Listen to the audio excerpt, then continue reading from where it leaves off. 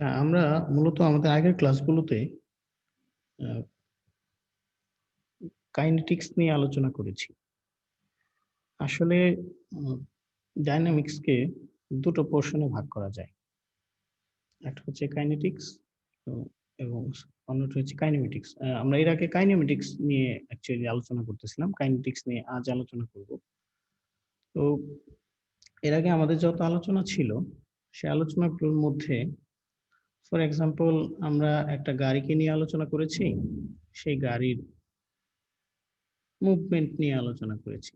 অর্থাৎ তার অ্যাক্সেলারেশন কত হবে, ভেলোসিটি কত হবে, কোন দিকে যাবে, এই সমস্ত বিষয়গুলো।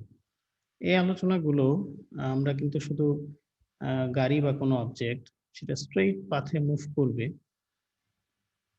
সেগুলো আলোচনা করেছি এবং তার সাথে, সাথে কার্ভ পাথেও মুভ করবে সেরকম আলোচনাও আমাদের হয়েছে। তাই মূলত কার্ভ পাথেও আমরা এই অ্যাক্সেলারেশন, ভেলোসিটি নিয়েই আমাদের আলোচনা সীমাবদ্ধ রেখেছি। এবং আমরা দেখেছি কার্ভ পাথে অ্যাক্সেলারেশন এর কম্পোনেন্ট থাকে। এনিওয়ে সে বিষয়টি পরে আসছি। তো শুধু তাই না, এরকম কার্ভ পাথে, স্ট্রেইট পাথে যেগুলাকে ট্রান্সলেটরি মোশন বলে, সেগুলো নিয়ে আলোচনা করেছি এবং তার সাথে, সাথে ধরে নাও সেলফ এই গাড়িটি যদি রোটেট করতে থাকে, অর্থাৎ কোনো একটা পয়েন্টের উপর বেসিস করে রোটেট করে, ফর এক্সাম্পল এরকম উল্টে পাল্টে গেল, এরকম যদি হয়, সেরকম রোটেশন নিয়েও আমরা আলোচনা করেছি। এরপরে আমরা প্লেন মোশন নিয়ে আলোচনা করেছি, যেখানে একসাথে ট্রান্সলেশন এবং রোটেশন দুটি কাজই হয়ে থাকে। তো মূলত এই সবগুলো আলোচনাই ছিল অ্যাক্সিলারেশন, ভেলোসিটি অর্থাৎ কাইনেমেটিক্স পোর্শন নিয়ে। তার মানে হচ্ছে গাড়ির মোশন নিয়ে আমরা, বা গাড়ি বলতেছি যে কোনো অবজেক্টের, স্পেশালি আমাদের পোর্শনে রিজিড বডির মোশন নিয়ে অ্যানালাইসিস করেছি। তোমরা ইতিমধ্যে জেনে গিয়েছো যে আমাদের সিলেবাসের ২ টো পোরশন। একটা পোরশনের মধ্যে পার্টিকেল নিয়ে অ্যানালাইসিস করা হয়, যে পোরশনটি তোমাদের মাহবুব স্যার পড়াচ্ছেন। আর অন্য পোরশনে আমি মূলত আলোচনা করছি রিজিড বডি নিয়ে, হ্যাঁ? এবং এর মধ্যেই তোমরা রিজিড বডি ডেফিনিশন বোধহয় ক্লিয়ার হয়ে গিয়েছো। যে রিজিড বডি বলতে এমন ধরনের অবজেক্ট যেগুলোর উপরে আ যেগুলো একদম বলতে পারো সবসময় অক্ষতই থাকে। মানে একে তুমি চাপ দিয়ে দুমড়ে মুচড়ে ফেলার কোনো সুযোগ নাই। একটা আইডিয়াল কনসেপ্ট যে এরকম একটা বডি যার কোনো ডিফর্ম হয় না। অর্থাৎ ভেঙে চুরে যায় না, শেপের কোনো পরিবর্তন হয় না। যেমনটি আছে তেমনটিই থাকে। তো যাই হোক, আমার পোরশনে আলোচনা হয়েছে রিজিড বডি নিয়ে। তো রিজিড বডি নিয়ে আমরা ট্রান্সলেটরি মোশন অর্থাৎ স্ট্রেইট পাথ বা কার্ভ পাথ এগুলো নিয়ে আলোচনা করেছি। তার সাথে রোটেশন নিয়ে আলোচনা করেছি এবং ফাইনালি প্লেন মোশন নিয়ে আলোচনা করেছি। অর্থাৎ যেখানে রোটেশন এবং ট্রান্সলেশন দুটি ব্যাপারই থাকে। এবং এই সবগুলো আলোচনাই ছিল আমাদের অ্যাক্সেলারেশন, ভেলোসিটি এগুলোকে কেন্দ্র করে, অর্থাৎ মোশন নিয়ে। কিন্তু এই মোশন তৈরি হওয়ার পেছনে আ যে ব্যাপারটির অবদান রয়েছে বলতে পারো, বা যার হাত রয়েছে তাকে নিয়ে আমরা আলোচনা করিনি। যেমন ফর এক্সাম্পল আবার গাড়ির উদাহরণ দিই। একটা গাড়ি, আমরা হয়তো এর অ্যাক্সিলারেশন বের করেছি, আ আরো অ্যাক্সিলারেশন, ভেলোসিটি মূলত, তারপরে ডিসট্যান্স, পজিশন এগুলো বিভিন্ন আ আ প্যারামিটার গুলো বের করেছি। কিন্তু এগুলো বের করার কারণে ফর এক্সাম্পল এখানে একটি গাড়ির অ্যাক্সিলারেশন হলো এবং এটার ভ্যালু হচ্ছে a বা am, হ্যাঁ? তো এই গাড়ির অ্যাক্সিলারেশন আ বের করলাম, কিন্তু একটা গাড়ি শুধু, শুধু অ্যাক্সিলারেট হয় না। নিশ্চয়ই গাড়ির মধ্যে ইঞ্জিন রয়েছে। ইঞ্জিন চাকাগুলোকে রান করছে। অর্থাৎ এই গাড়িকে আবার অন্যটাও হতে পারে। কেউ পেছন থেকে ধাক্কা দিচ্ছে। তাও হতে পারে। তার মানে আল্টিমেটলি এখানে প্রয়োজন ফোর্সের, হুম? ফোর্স ছাড়া কোন অবজেক্ট মুভ করে না। তাহলে ফোর্সের অর্থাৎ যে কারণ, এই যে মোশন নিয়ে এনালাইসিস করলাম অ্যাক্সিলারেশন, ভেলোসিটি, তার যে কারণ কেন এই মোশন তৈরি হচ্ছে অর্থাৎ ফোর্স, এই অংশ নিয়ে আমাদের আলোচনা হয়নি। আমাদের আজকের আলোচনা এই অংশ নিয়ে, ফোর্স নিয়ে। হ্যাঁ, কোন একটি বডি সেটা এরকম স্ট্রেট ছিল, পড়ে যাচ্ছে। তো পড়ে যাচ্ছে, এই মোশন নিয়ে আমাদের আলোচনা হয়েছে।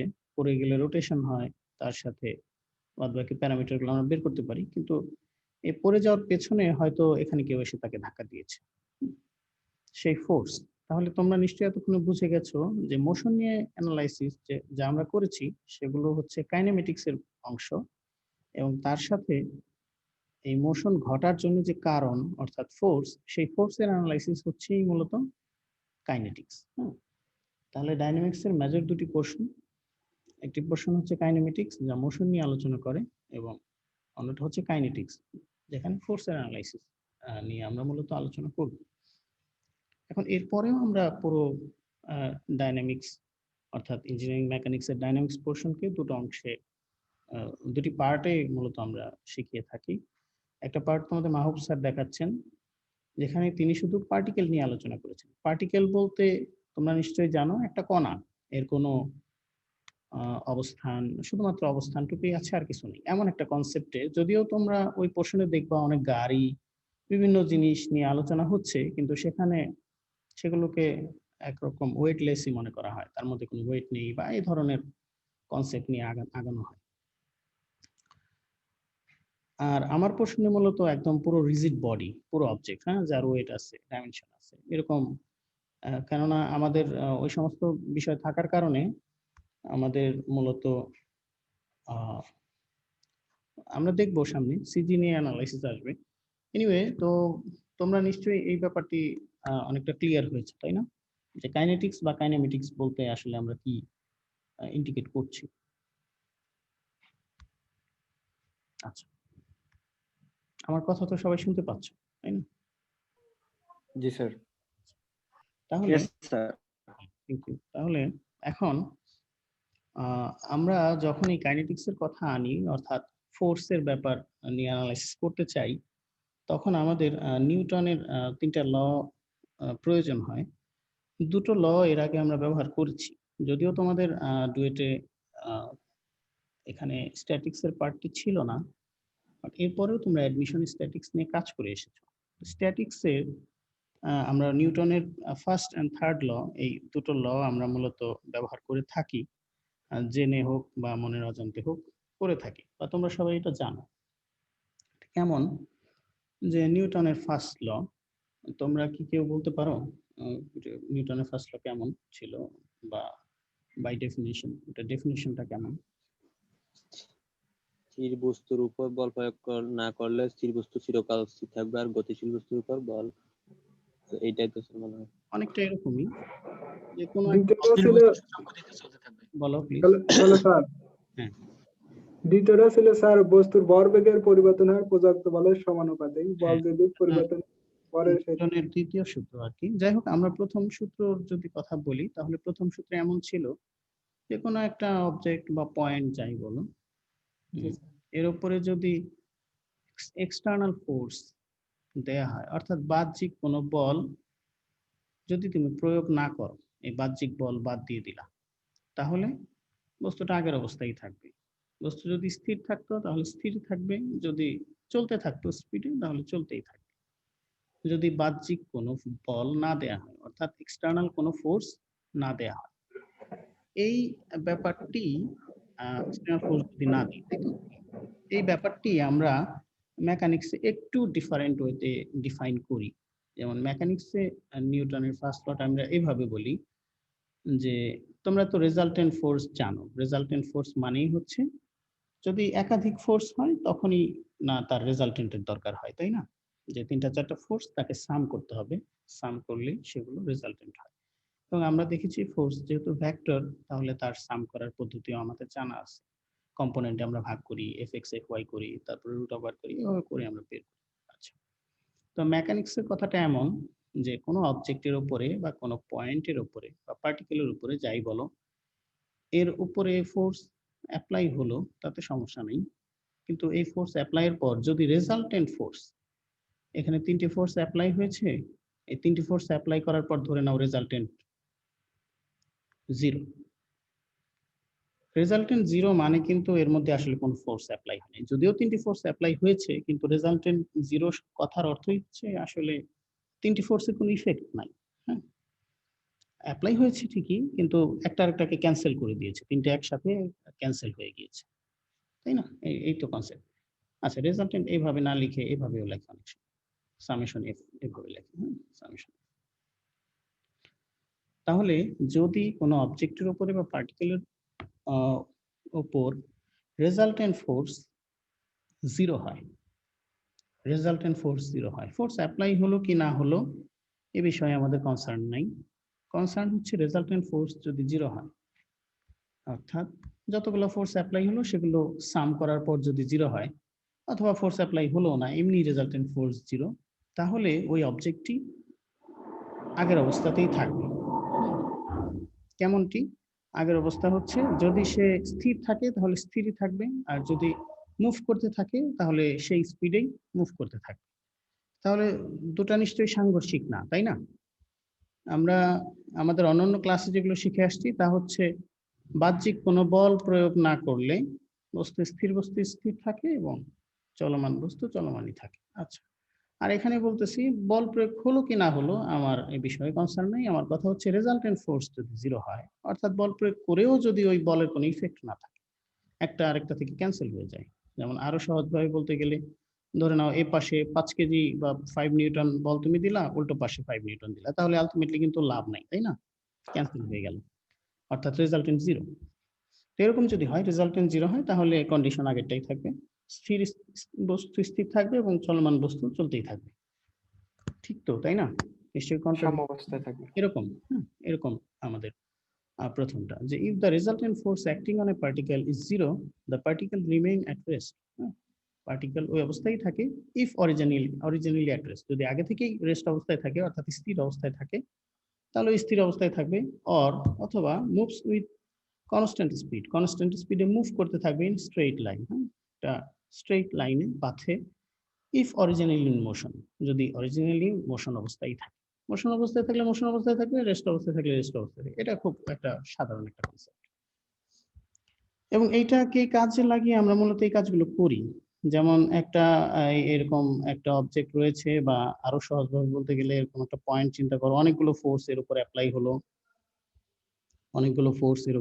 হলো, আমরা এরপরে ফোর্স গুলোকে যদি বলি এরকম যে যেহেতু সাম্য অবস্থায় রয়েছে, অর্থাৎ স্পিডে থাকলে স্পিডে, অথবা রেস্টে থাকলে থেমে থাকলে থামা অবস্থায় রয়েছে, তাহলে resultant force summation F equal আমরা এরকম লিখতে পারি জিরো, উল্টোটা বলি আর কি। হ্যাঁ, এবং এরপরে আমরা কিন্তু এখান থেকে কম্পোনেন্ট আকারেও লিখি, তাই না? আমরা কম্পোনেন্ট দিয়ে মূলত পরিচিত, summation F X equal zero, summation F Y equal zero, summation F Z equal zero. ঠিক তো, তাই না? এবং মাঝে মাঝে যখন আমাদের প্রয়োজন হয় তখন আমরা মোমেন্ট ও নেই। হ্যাঁ, মোমেন্ট ইকুয়াল জিরো, এরকম করে থাকি। নিউটনের ফার্স্ট ল কে অ্যাপ্লাই করে এই কাজগুলো করি। আচ্ছা, এর সাথে সাথে আমরা নিউটনের থার্ড ল অ্যাপ্লাই করি, মূলত স্ট্যাটিক্সে পড়ে আসছে অ্যাকচুয়ালি। তো সেটা কি ছিল থার্ড ল, তোমাদের কারো মনে আছে? প্রত্যেক বস্তুকে জি রিঅ্যাক্টিভ স্যার। ফোর্স থাকবে। প্রত্যেক ক্রিয়া সমান ও বিপরীত প্রতিক্রিয়া। আচ্ছা, এইটা আমরা কখন অ্যাপ্লাই করি? এটা হচ্ছে এই যে ধরে নাও একটা টেবিলের উপরে একটা বক্স বসানো আছে, টেবিলটা যদি এখানে গ্যাপ হয়ে গেছে, ধরে নাও এটা একদম লেগেই আছে। তো এই বক্সটা বসানো আছে, তো এই বক্সটার ধরে নাও এটা ওয়েট হচ্ছে ডব্লিউ বা 5 কেজি। তো এই 5 কেজি যদি এই বক্সটা টেবিলের উপরে, নিশ্চয়ই 5 কেজি ভর, আমরা যখন চেয়ারের উপরে বসি আমাদের শরীরের সমস্ত ওয়েট চেয়ারের উপরে দিয়ে দিই, নিশ্চয়ই চেয়ার তার নিচ থেকেই সমপরিমাণ রিয়াকশন ফোর্স কিন্তু আমাদেরও দেয়। যদি তা না দিত তাহলে চেয়ার ভেঙে যেত, ঠিক না? ঠিক এখানেও আমরা এই থার্ড লটা আমরা এই সমস্ত জায়গাতে ব্যবহার করি, স্ট্যাটিক্স এর ক্ষেত্রে করেছি অলরেডি। যে এই অবজেক্টটা যদি ফ্রি বডি ড্র করতাম, ফ্রি বডি ডায়াগ্রাম, তাহলে তোমরা জানো যে এখানে আমরা এর ওয়েট দিতাম, ওয়েট দেওয়ার সাথে সাথে আমরা দিতাম যে টেবিলের উপর বসানো ছিল, তাহলে টেবিলের রিয়াকশন, টেবিল তাকে রিয়াকশন দিচ্ছে, ওয়েট টেবিল তাকে রিয়াকশন দিচ্ছে। এখানেই ঠিক ওই নিউটনের থার্ড ল, প্রত্যেকটা অ্যাকশন একটা রিয়াকশন আছে, তাই না? আরো সহজভাবে বলতে গেলে এই একটা দেয়াল আছে, যদি আমি এই দেয়ালটিকে ধাক্কাতে থাকি, তাহলে আমি যত ফোর্স প্রয়োগ করে এটাকে ধাক্কা দিব, ঠিক তত ফোর্সেই দেয়াল আমাকে উল্টো দিকে ধাক্কা দিবে, এবং এর কারণেই দুটো ফোর্স ক্যান্সেল হয়ে যাবে, দেয়াল সরবে না। আর যদি দেয়াল অত ফোর্সে দিতে না পারতো, তাহলে দেয়াল ভেঙে আমি এপাশে চলে যেতাম। দেয়াল ভেঙে এপাশে চলে যেতাম। যাই হোক, এগুলো আমাদের জানা। তো থার্ড লটা হচ্ছে এরকম: the forces of action and reaction between bodies in contact. বডিগুলো যদি কন্ট্যাক্টে থাকে, have same magnitude. Force action যা হবে, রিঅ্যাকশন তাই। অলরেডি দেখলাম টেবিলের উপরে থাকলে যত ওয়েট দিবে তার পরিমাণে রিঅ্যাকশন দিবে, এবং এদের লাইন অফ অ্যাকশন সেম হবে। হ্যাঁ, বলো। Hello sir. হ্যাঁ, বলো। তাইলে স্যার আমরা থার্ড লোটাকে এরকম বলতে পারি, বিম এবং কলামের মাঝে স্যার যে আমাদের এরকম কিছু সম্পর্ক যেরকম আছে, আমাদের সাধারণত বিল্ডিং যেরকম তৈরি করি, এটা তো আসলে কলামের উপরেই অবস্থান করছে হ্যাঁ, এরকম। হ্যাঁ, ঠিক ঠিক বলেছো। ওরকমই থার্ড ল দিয়ে মূলত এই কাজগুলো আমরা চিন্তা করে থাকি, অ্যানালাইসিস করে থাকি। তাহলে ফার্স্ট ল, থার্ড ল, এই দুটো ল আমরা স্ট্যাটিক্স এর ক্ষেত্রে খুব ভালোভাবে ব্যবহার করেছি। কিন্তু এখন আমাদের কাজ হচ্ছে ডাইনামিক্স নিয়ে, অর্থাৎ মোশন আছে। মোশন আছে, এবং এই মোশনের অ্যানালাইসিস আমাদের হয়ে গেছে অলরেডি, আমরা জেনে ফেলেছি। তোমরা কতটুকু প্র্যাকটিস করেছো আমি জানি না, তবে আমরা কিন্তু অলরেডি মোশনের পোর্শন নিয়ে আলোচনা শেষ করেছি। এখনো মোশনের পোর্শন আছে, একদম শেষ হয়ে যায়নি, পুরো ডাইনামিক্স জুড়েই থাকবে, কিন্তু মোশন নিয়ে পার্টিকুলার যে আলোচনা, সেগুলো আমরা শেষ করেছি। তাহলে এখন কথা হচ্ছে নিউটনের সেকেন্ড ল আমাদের এক্ষেত্রে লাগে। নিউটনের সেকেন্ড ল আমরা মূলত এইভাবে বলি, বাংলাতে বললে যে কি যেন একটু আগে বলতেছিলাম, আরেকটু বলো। বস্তুর ভর সেকেন্ড ল হচ্ছে স্যার ভরবেগের পরিবর্তন পদার্থ বলের সমানুপাতিক স্যার। আচ্ছা, তো এই যে ভরবেগের পরিবর্তন, ভরবেগ মানে কি? এই যে ধরো এই একটা বস্তু, জি এই স্যার। বস্তুর ভর হচ্ছে m, আর বেগ হচ্ছে গিয়ে v1। একটু পরে এই বস্তুটা এখানে চলে আসলো, এবং ভর তো পরিবর্তন হয় না, এর তো পরিবর্তন হওয়ার সম্ভাবনা। 5 কেজি 5 কেজি থাকে, 5 কেজির বস্তু একটু পরে দৌড় দিয়ে অন্য জায়গায় চলে গেলে এটা নিশ্চয়ই 4 কেজি হয়ে যায় না, তাই না? 5 কেজি 5 কেজি থাকে। তাহলে প্রথমে ভরবেগ হচ্ছে mv1, আর পরবর্তী ভরবেগ হচ্ছে mv2। তাহলে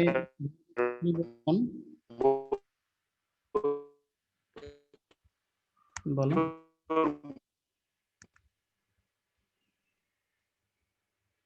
আমার কথা কি শুনতে পাচ্ছ?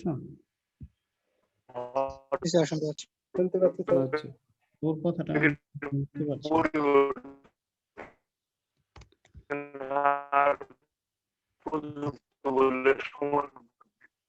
আচ্ছা, তোমার ওখানে নেটওয়ার্ক বোধহয় সমস্যা, তাহলে আমরা আমাদের ডিসকাশন চালিয়ে যাই, ওর প্রশ্নটা পরে নিব। আচ্ছা, তাহলে এই যে ভরবেগ আগে ছিল mv2 এবং পরে হয়ে গেছে mv1, তাহলে ভরবেগের পরিবর্তন মানে মাইনাস দিলাম, বা mv1 মাইনাস mv2 হতে পারতো, আমি এভাবে লিখেছি।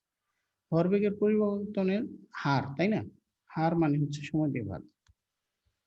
তো ভরবেগের পরিবর্তনের হার প্রযুক্ত বলের সমানুপাতিক, এরকমই তো, তাই না? তাহলে কোনো বস্তু যদি ভরবেগের পরিবর্তন করে, তার মানে বোঝা যাবে তার উপরে যে ফোর্সের কারণেই হয়েছে, অ্যাকচুয়ালি ফোর্স ছাড়া তো এটা হতো না। তাহলে এই ভরবেগের পরিবর্তন দুটো বিয়োগ করে হার বের করলাম, ডিভাইডেড বাই টি, এটা সমানুপাতিক হবে প্রযুক্ত বলের। তো এখানে আমরা কিন্তু একটি লাইন করলেই আমাদের এই অংশটা চলে আসে। কেমন? মাসটাকে যদি কমন নিয়ে নিই, এটা তোমরা নিশ্চয়ই জানো, v2 minus v1 divided by time. আর বেগের পরিবর্তন বাই সময়, অর্থাৎ এটার পক্ষে তো আমরা অ্যাক্সেলারেশন বলি, তাই না? Velocity change per unit time. তার মানে আমরা এরকম লিখতে পারি f প্রপোর্শনাল টু ma, এভাবে বলে। বা এটা আরেকটু কাজ করলে দেখা যায় এখানে প্রপোর্শনালিটি আসলে বলতে কিছুই নাই, 1, তার মানে f ইকুয়াল ma, ঠিক তো?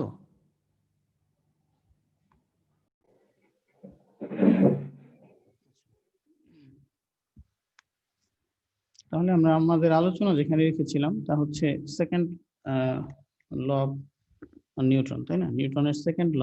তো তোমরা বলতেছো এরকম যে ভরবেগের পরিবর্তনের হার প্রযুক্ত বলের সমানুপাতিক। তার মানে আমি এখানে যে ড্র জি করেছি স্যার। যে কোনো একটা অবজেক্ট তার মাস হচ্ছে m অর্থাৎ ভর m, ভেলোসিটি v1, তাহলে একটু পরেই তার মাস হয়ে গেল m। মাস তো পরিবর্তনের কোনো সুযোগ নেই, যে 5 কেজির বস্তু 5 কেজি থাকবে।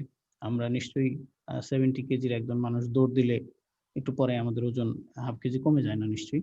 যাই হোক, তাহলে ওই মাস ঠিকই থাকবে, তার ভেলোসিটি হয়ে গেল v2। তাহলে প্রথমে ভরবেগ ছিল mv1 এবং পরবর্তীতে ভরবেগ হলো mv2।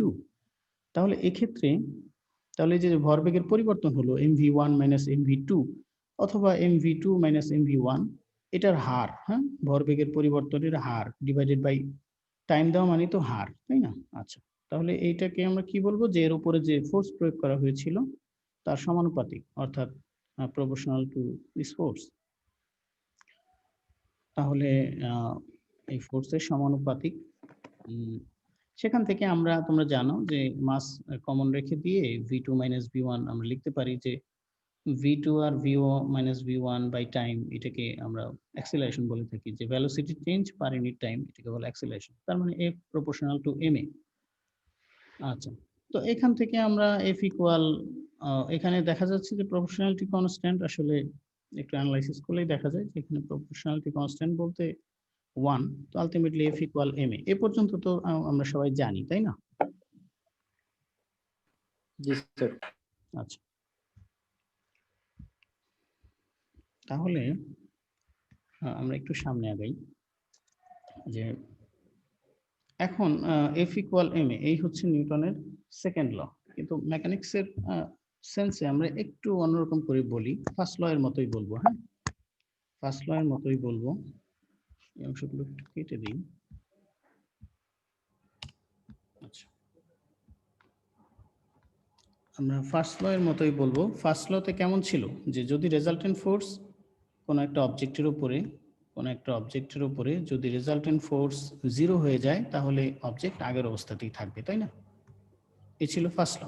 স্যার আপনার নেটওয়ার্কে প্রবলেম করতেছে মেবি, ক্লিয়ার আচ্ছা, আসতেছে আমি না। আবার একটু কানেক্ট করে তাহলে আসি। হ্যাঁ, তোমরা লাইনেই থাকো, আমি আমার নেটওয়ার্ক কথা ছেড়ে স্যার আপনার কাছে চেঞ্জ করি একটু। হ্যাঁ,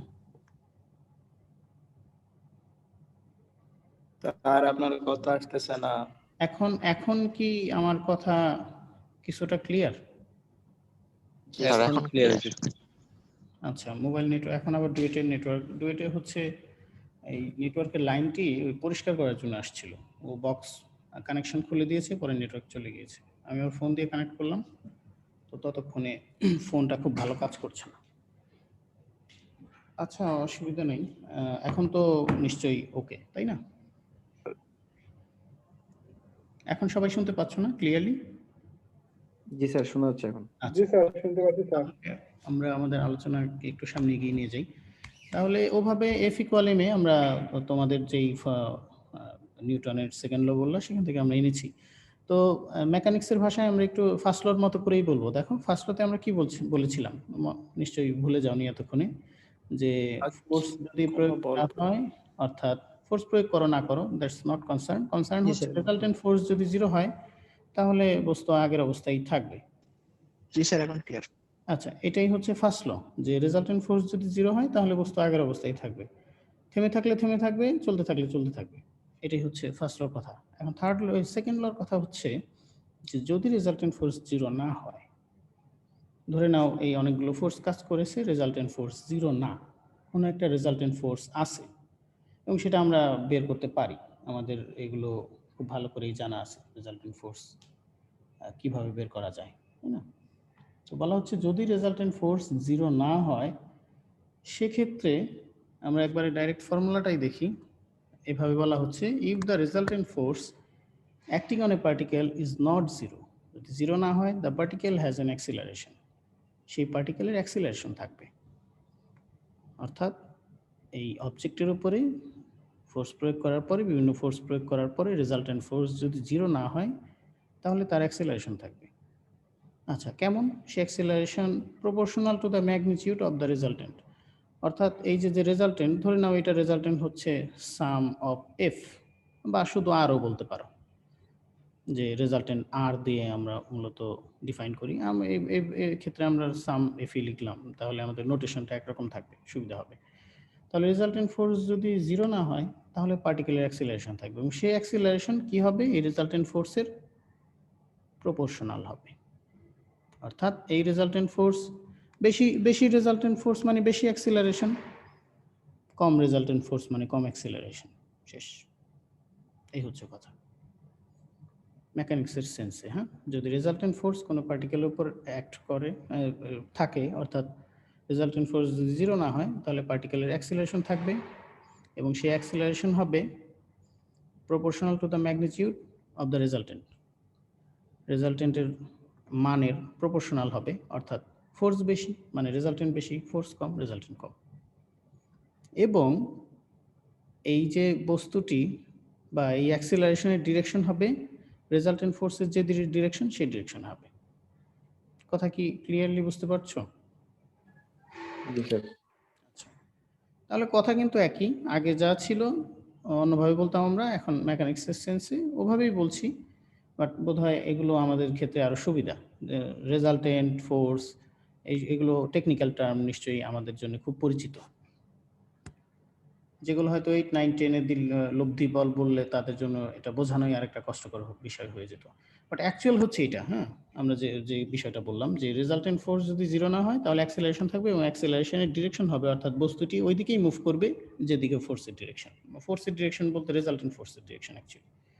আচ্ছা, এবং সেক্ষেত্রে যেহেতু অ্যাক্সিলারেশন প্রপোর্শনাল, এবং সেখানে প্রপোর্শনাল উঠিয়ে এরকম মাসকে বসানো হয়, এটাই হচ্ছে অ্যাকচুয়াল সেন্স, F = ma। আচ্ছা, আর আমরা যেভাবে বলে থাকি সেটা একটা কমন কনসেপ্ট সব মানুষদের বোঝানোর জন্য, একটা second law, but actual second law হচ্ছে এরকম, এবং সার কথা একই, F = ma। তার মানে আমরা তো এতক্ষণে নিশ্চয়ই বুঝে গেলাম যে আমরা স্ট্যাটিক্সের ক্ষেত্রে যখন কাজ করেছি তখন কাজ করার সময় আমরা ফোর্সকে এভাবে লিখতাম সামেশন F রেজাল্টেন্ট ফোর্স = 0, আমরা কিন্তু এরকম লিখতাম, এবং একেই আমরা কিন্তু কম্পোনেন্টে ভেঙে লিখতে পারতাম, তাই না? সামেশন Fx, এগুলো তোমরা নিশ্চয়ই করেছো। সামেশন Fx = 0, Fy = 0, ক্ষেত্র বিশেষে আমরা মোমেন্ট = 0 লিখতাম, তাই না, যদি প্রয়োজন হতো। ঠিক তো? জি স্যার। আচ্ছা, জি স্যার। তাহলে এক্ষেত্রে আমাদের একটু অন্যরকম কাজ করতে হবে। কিরকম কাজ করতে হবে?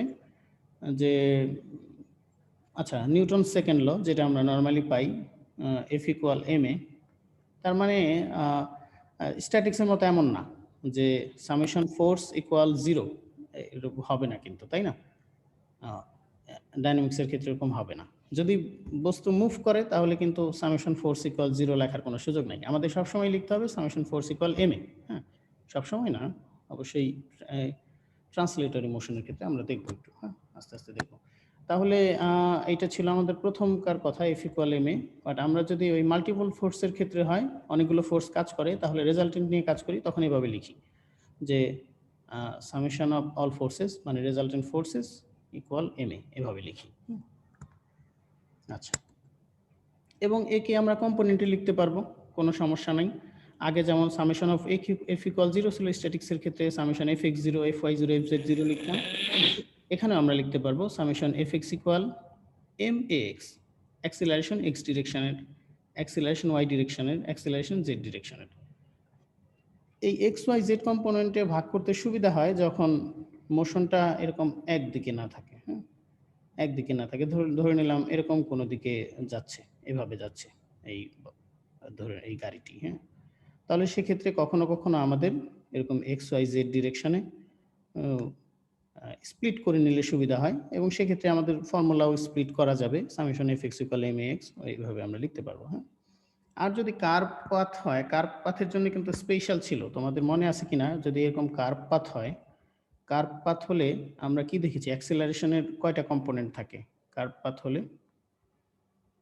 2টা। অ্যাক্সিলারেশনের 2টো কম্পোনেন্ট থাকে। হ্যাঁ, যদিও আমরা কার্ভের চেয়ে সবসময় সার্কুলারই দেখেছি।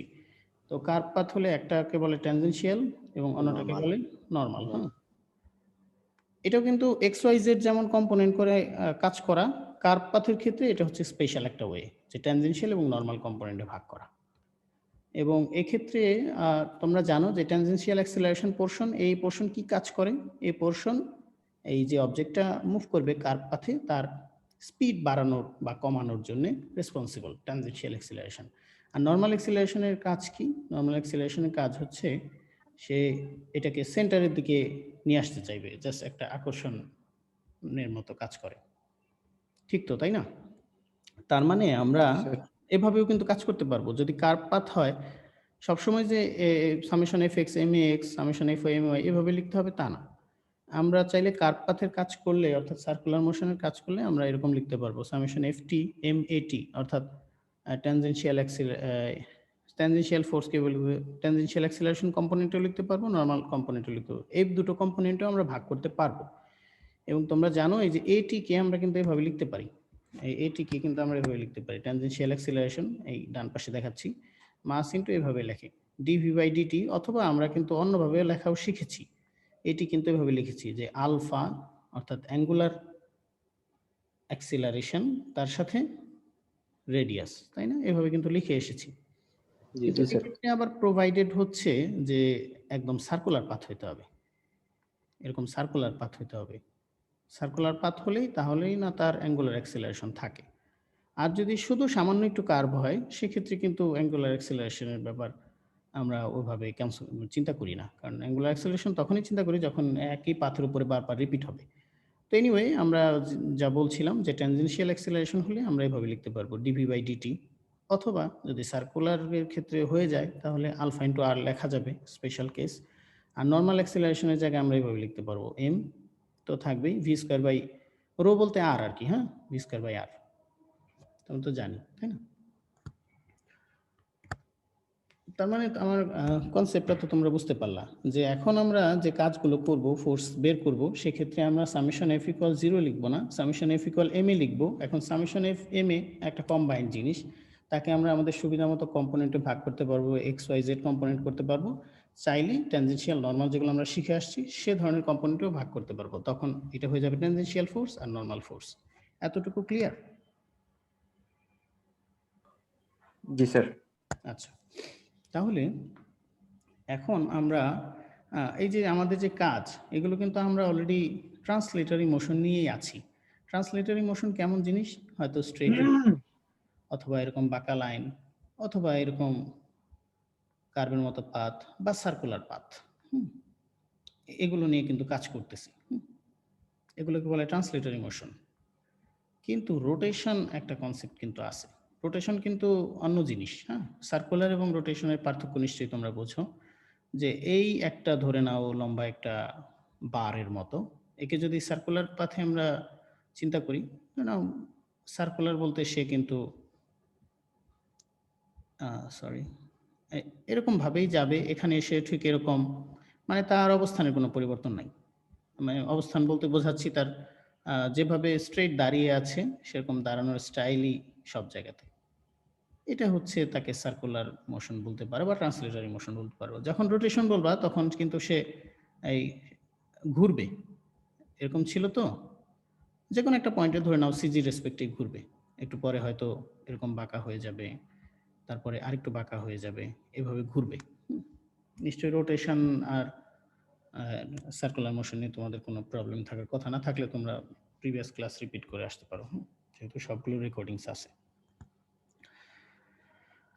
তাহলে আমরা যে কথা বলছিলাম যে এই যে সামেশন এফএক্স বা অ্যাক্সেলারেশন ট্যানজেনশিয়াল নরমাল কম্পোনেন্ট, এগুলো শুধুমাত্র ট্রান্সলেটরি মোশনের ক্ষেত্রেই আমরা কাজ করতে পারি, আইদার সার্কুলার যাই হোক। কিন্তু রোটেশন নিয়ে কাজ করার ক্ষেত্রে বিষয়টা ডিফারেন্ট, আমরা আসবো আস্তে আস্তে। তো দেখো একটু যদি, আচ্ছা এটা দেখানোর আগে এটা একটু বলেছি, তারপর আবার বলি যে আমরা যখন স্ট্যাটিক্সের কাজ করেছি তখন ধরে নাও এখানে এই বক্সটাকে ধাক্কা দিল, এ পাশ থেকে আবার একটা এরকম ফোর্স থাকলো, এদিক থেকেও ফোর্স থাকলো, বিভিন্ন রকম ফোর্স থাকলো, বা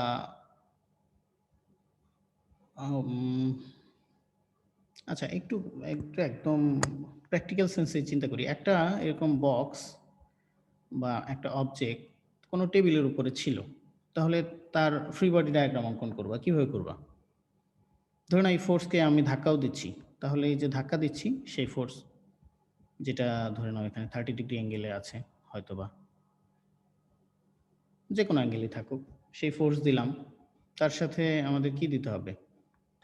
ওয়েট এবং রিঅ্যাকশন। ওয়েট দিতে হবে, রিঅ্যাকশন দিতে হবে, তাই না?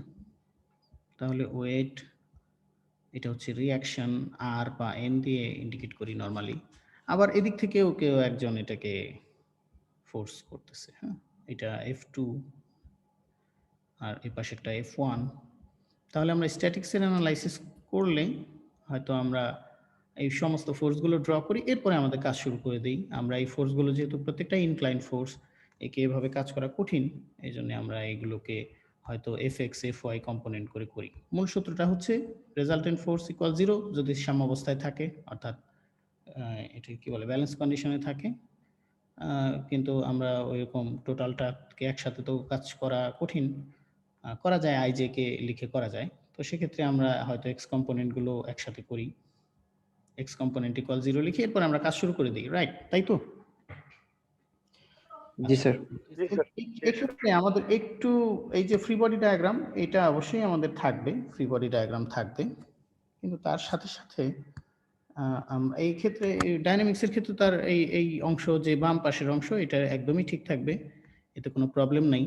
যে এই ওয়েট, তার সাথে রিঅ্যাকশন, অ্যাপ্লাইড ফোর্স, যে সমস্ত জায়গা থেকে হয়, ধরে নিলাম এখান থেকেও ছিল বা এই পাশ থেকেও একটা ছিল, তো এই ফ্রি বডি ডায়াগ্রাম থাকবে FBD, হ্যাঁ, ফ্রি বডি ডায়াগ্রাম এর সাথে থাকলো। এবং তার সাথে আলটিমেটলি এটা সমান তো 0 হবে না নিশ্চয়ই। যদি স্ট্রেইট পাথে যায় তাহলে তো তোমরা, বা ট্রান্সলেটরি মোশন হলে তোমরা তো কি করবা, এম এ ধরবা, তাই না?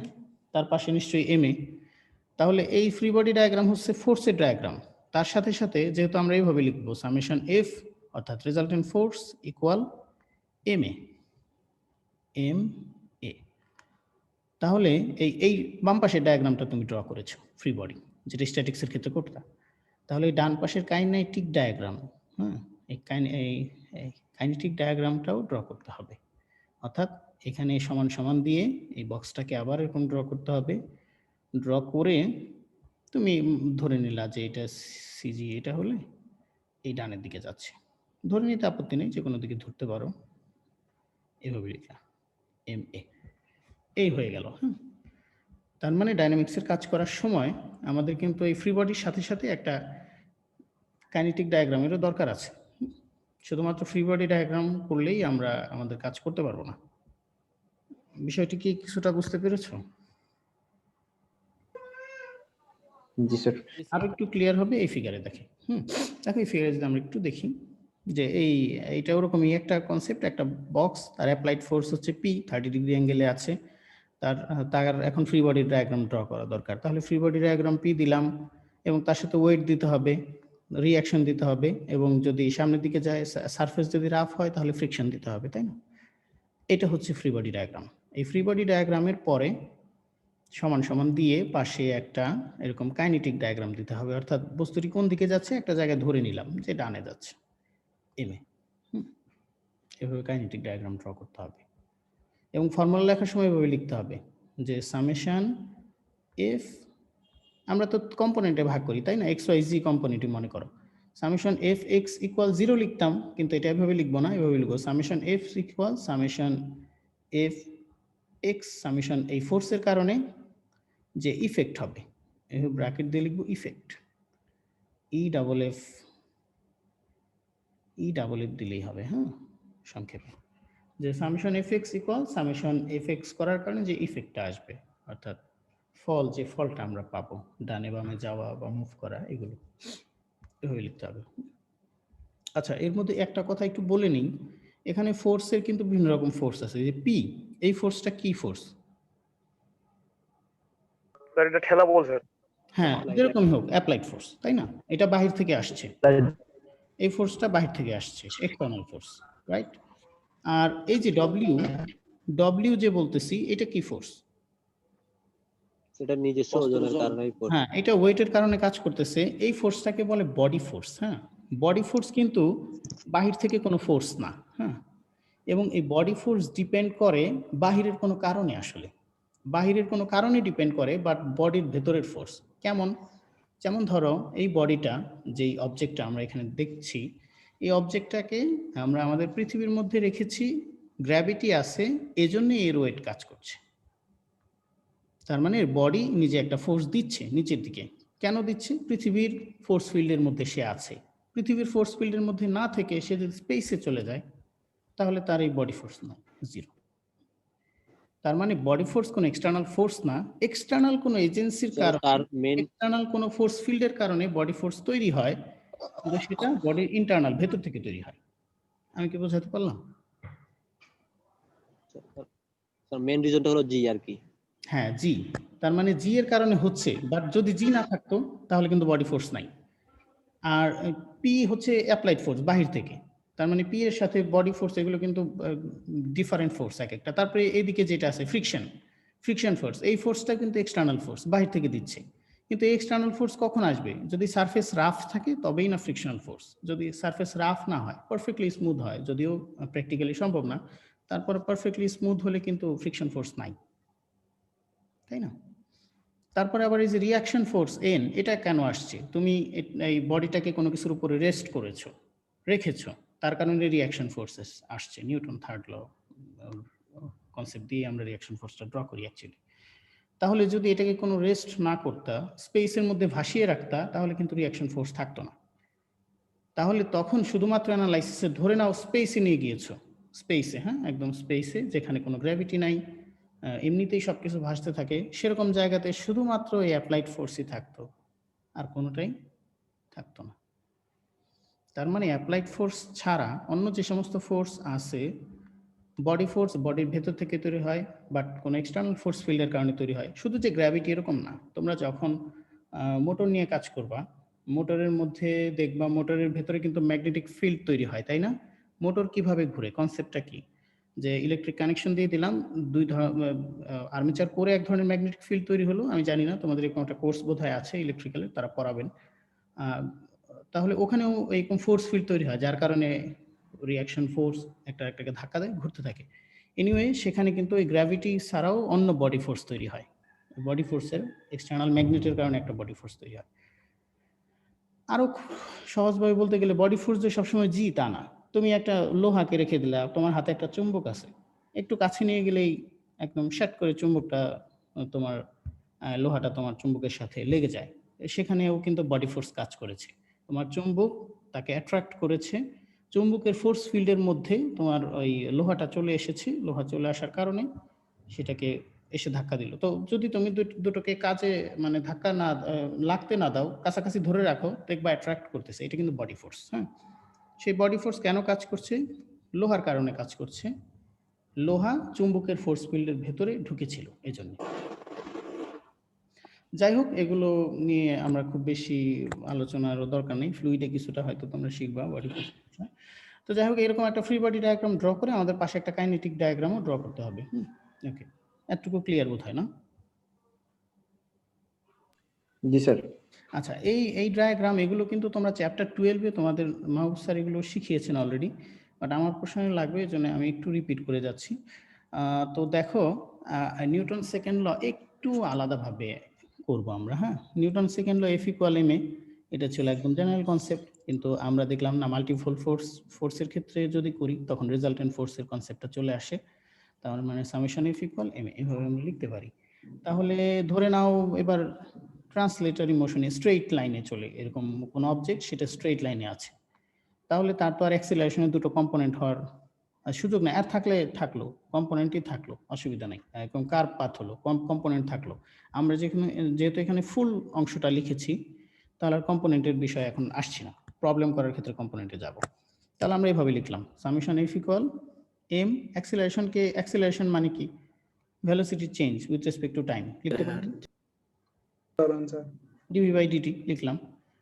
একটু যদি এই ডেফিনেট কনসেপ্টে লিখতাম v2 - v1/t, বাট ডেফিনেট কনসেপ্টে এখানে কিভাবে লিখবো? আমরা তো v2 v1 এগুলোই আমাদের প্রিসাইজ ভ্যালু জানাই, তো এভাবে লিখলাম, dv লিখলাম।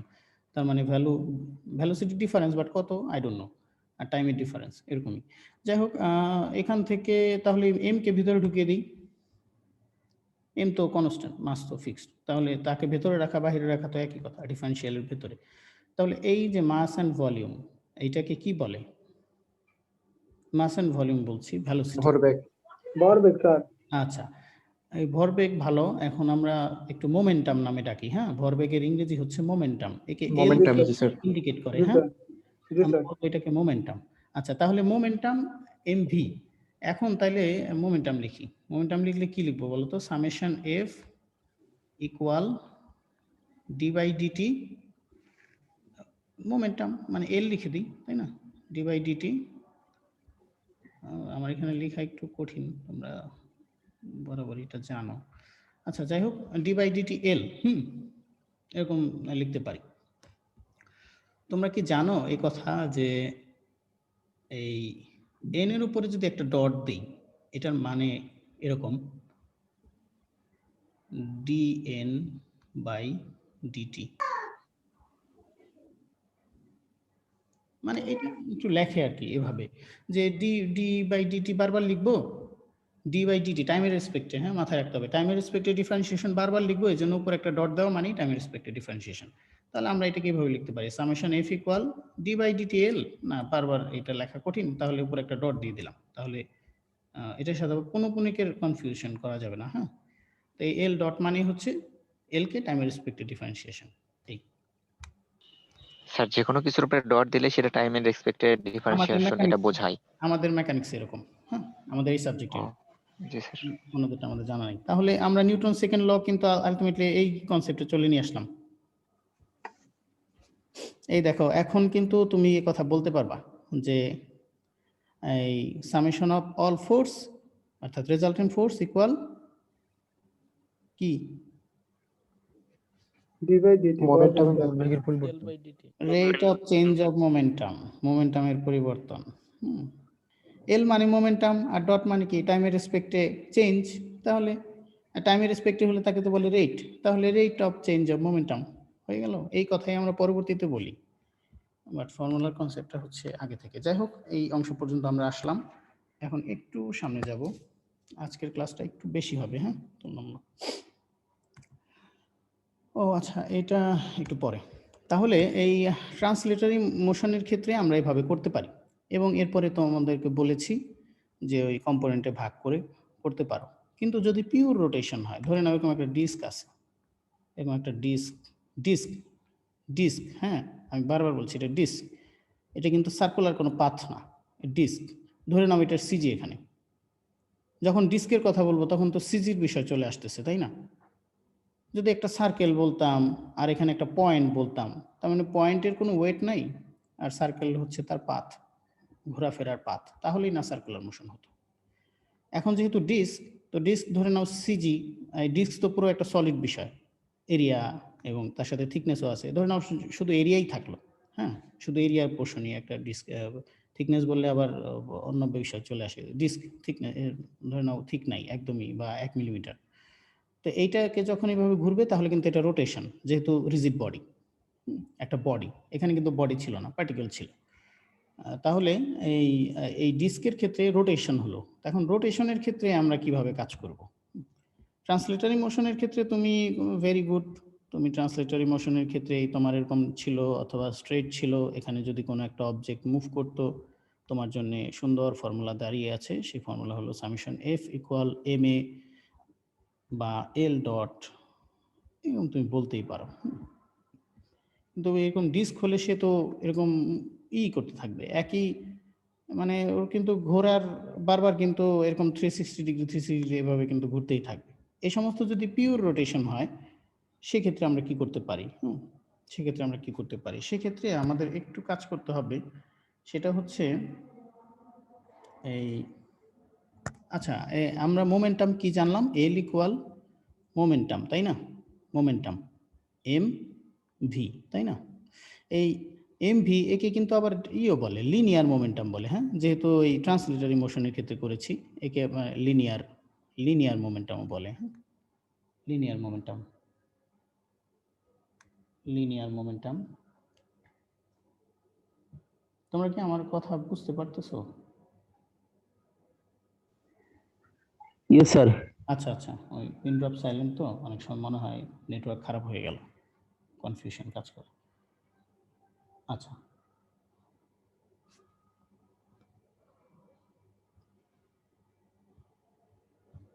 ঠিক আছে, ওকে।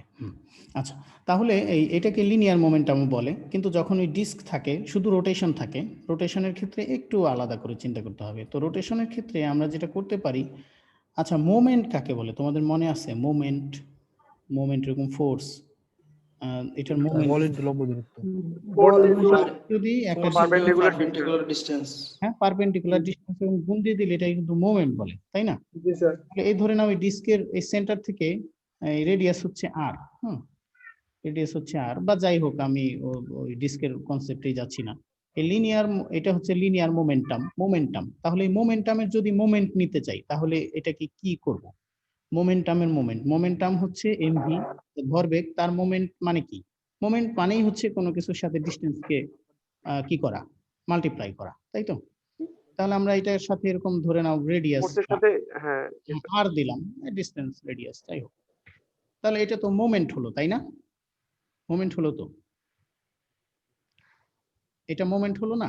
যদি এমভির সাথে আর আরো সুন্দর করে লিখি, ওইটা এক্স এর মতো মনে হচ্ছে, এমভি ডট দিলাম, তাহলে বুঝতে সুবিধা হবে। তাহলে এটা তো মোমেন্ট হলো একটা, তাই না? মোমেন্ট মানে কি? তার সাথে কোনো কিছু যার মোমেন্ট নিব তার সাথে একটা ডিসটেন্স, পারপেন্ডিকুলার ডিসটেন্স যেটাই বলো, মাল্টিপ্লাই করা। তো আমি এখানে এরকম একটা কাজ করলাম যে এটা মোমেন্টামের সাথে পারপেন্ডিকুলার ডিসটেন্স গুণ করলাম। এটা কি? এটা তো মোমেন্ট, কিন্তু কিসের মোমেন্ট? এটা ফোর্সের মোমেন্ট নিশ্চয়ই না? এটা কি ফোর্সের মোমেন্ট? এই যে এমভি ইনটু আর, ফোর্সের মোমেন্ট হলো না স্যার। কিসের মোমেন্ট হলো? এটা কোন মোমেন্ট? ভরবেগের। ভরবেগের মোমেন্ট হলো, তাই না? তার মানে মোমেন্টামের মোমেন্ট হলো, সুন্দরভাবে বলতে গেলে মোমেন্টামের মোমেন্ট। তাহলে এটাকে বলা যায় মোমেন্ট অফ মোমেন্টাম। একটু ই লাগতেছে না? মোমেন্ট অফ মোমেন্টাম, মোমেন্ট, আচ্ছা মুখোমুখি বলি, আমার এখানে লেখা কষ্ট। মোমেন্ট অফ, আচ্ছা লিখে যখন ফেলেছি, moment of momentum, moment of momentum, moment of momentum. এই যে মোমেন্ট অফ মোমেন্টাম বা এই যে ভরবেগের মোমেন্ট নিলাম, এটাকে আবার অন্য একটা নামেও ডাকে, এত বড় নাম হয়ে যায় মোমেন্ট অফ মোমেন্টাম, শর্ট নাম আছে এটার, হ্যাঁ নিকনেম আছে। এই নিকনেম হচ্ছে অ্যাঙ্গুলার মোমেন্টাম।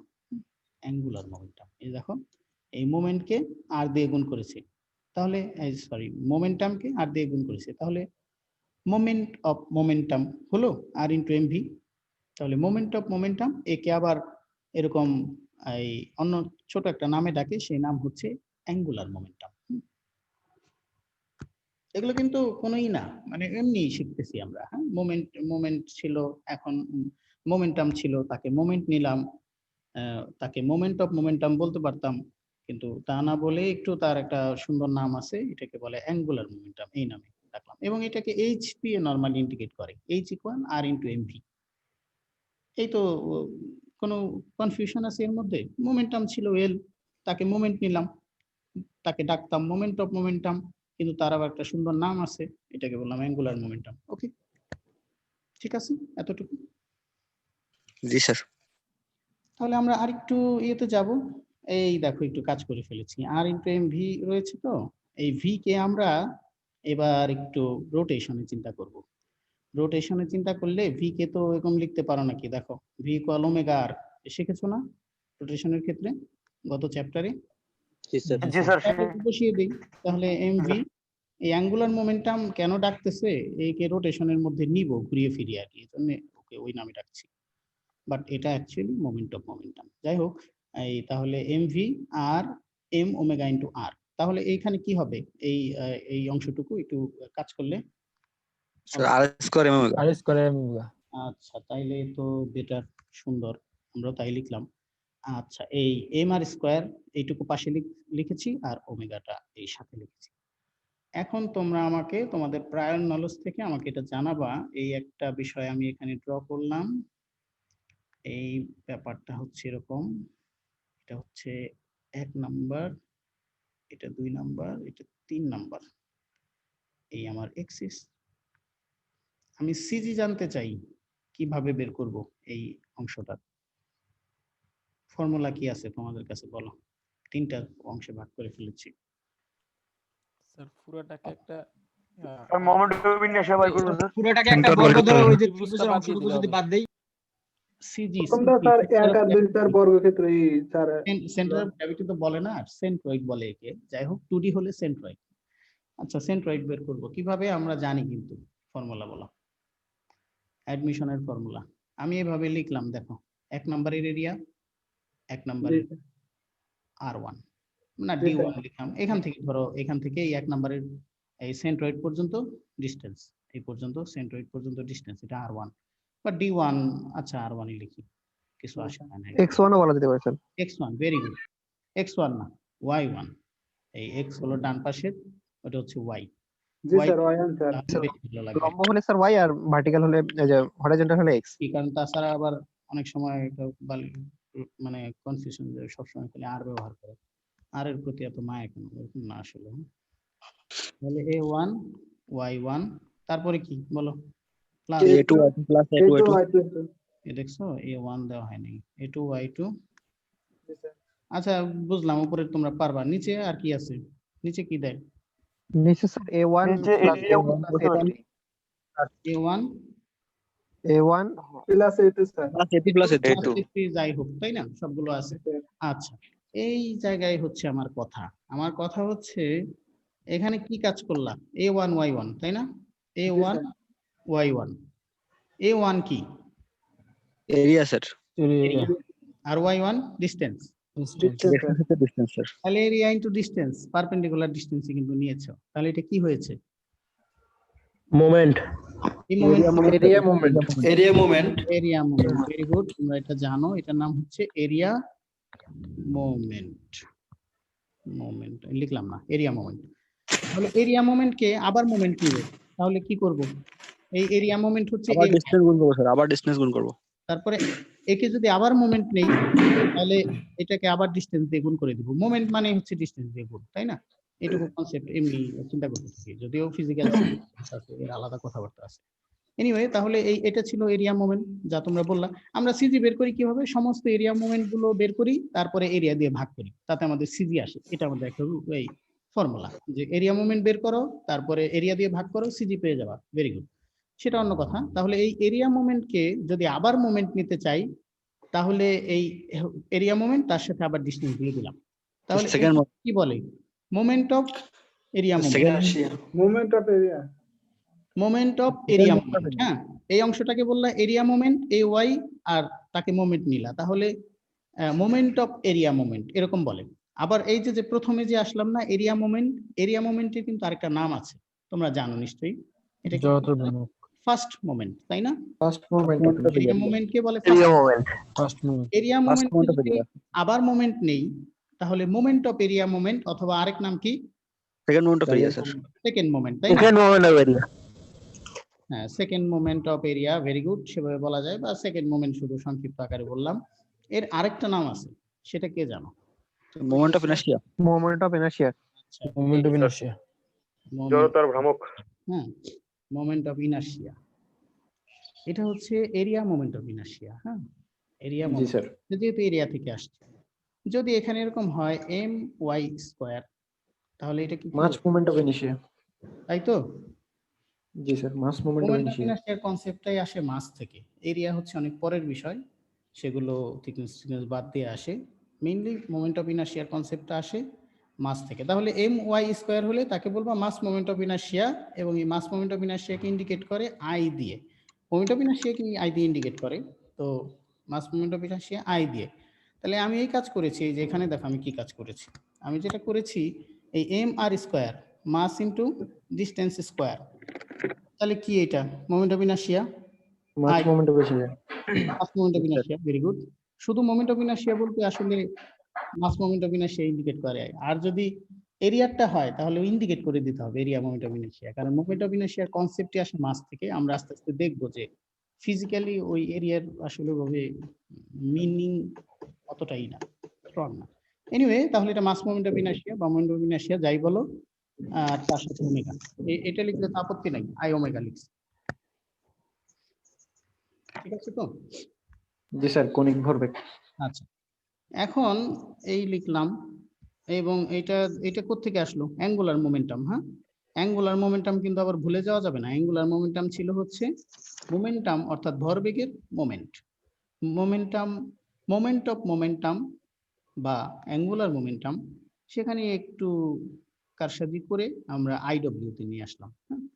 অর্থাৎ মোমেন্ট অফ ইনার্শিয়া তার সাথে অ্যাঙ্গুলার ভেলোসিটি। আচ্ছা, এগুলো তো অনেক কথা গেল, কিন্তু যে কথার জন্য আসতে চাচ্ছি তা হচ্ছে এই আমাদের কথা যে ডিস্ক ছিল, রোটেশন ছিল। রোটেশন থাকলে তুমি সামেশন এফ এর ক্ষেত্রে এই ফর্মুলা ডাইরেক্টলি অ্যাপ্লাই করলে খুব একটা লাভ হয় না। এই সামেশন এফ ইকুয়াল এই এম এ তো করবো না, এল ডট লিখি। এল ডট কিন্তু আমরা বের করেছি, আবার বলো না যে এটা নাই। তাহলে summation F equal L dot, এটা লিনিয়ার বা ট্রান্সলেটরি মোশনের ক্ষেত্রে ফাইন, কিন্তু এখানে তুমি ফোর্স, এটার ফোর্স, অনেকগুলো ফোর্স এটার উপরে কাজ করলো, এই ফোর্সের রেজাল্টেন্ট ধরে নাও, একটু সহজ সাপটাভাবে বোঝার চেষ্টা করো। এখানে অনেক কয়টা ফোর্স কাজ করলো, ফোর্স কাজ করার পরে রেজাল্টেন্ট ফোর্স আসলো, নিচে ড্র করি, রেজাল্টেন্ট ফোর্স আসলো এখানে কোনো একটা জায়গা দিয়ে, আসতে পারে না? রেজাল্টেন্ট ফোর্স 4-5টা ফোর্স যদি কাজ করে, আসতে পারে না নাকি? আসতে পারে? বলো, কথা কি বুঝতেছো না নাকি? স্যার বুঝি নাই কি বলছেন। একটা ডিস্কের উপরে অনেক কয়টা ফোর্স কাজ করলো, কাজ করার পরে রেজাল্টেন্ট ফোর্স কোন জায়গায় হবে কেউ বলতে পারো?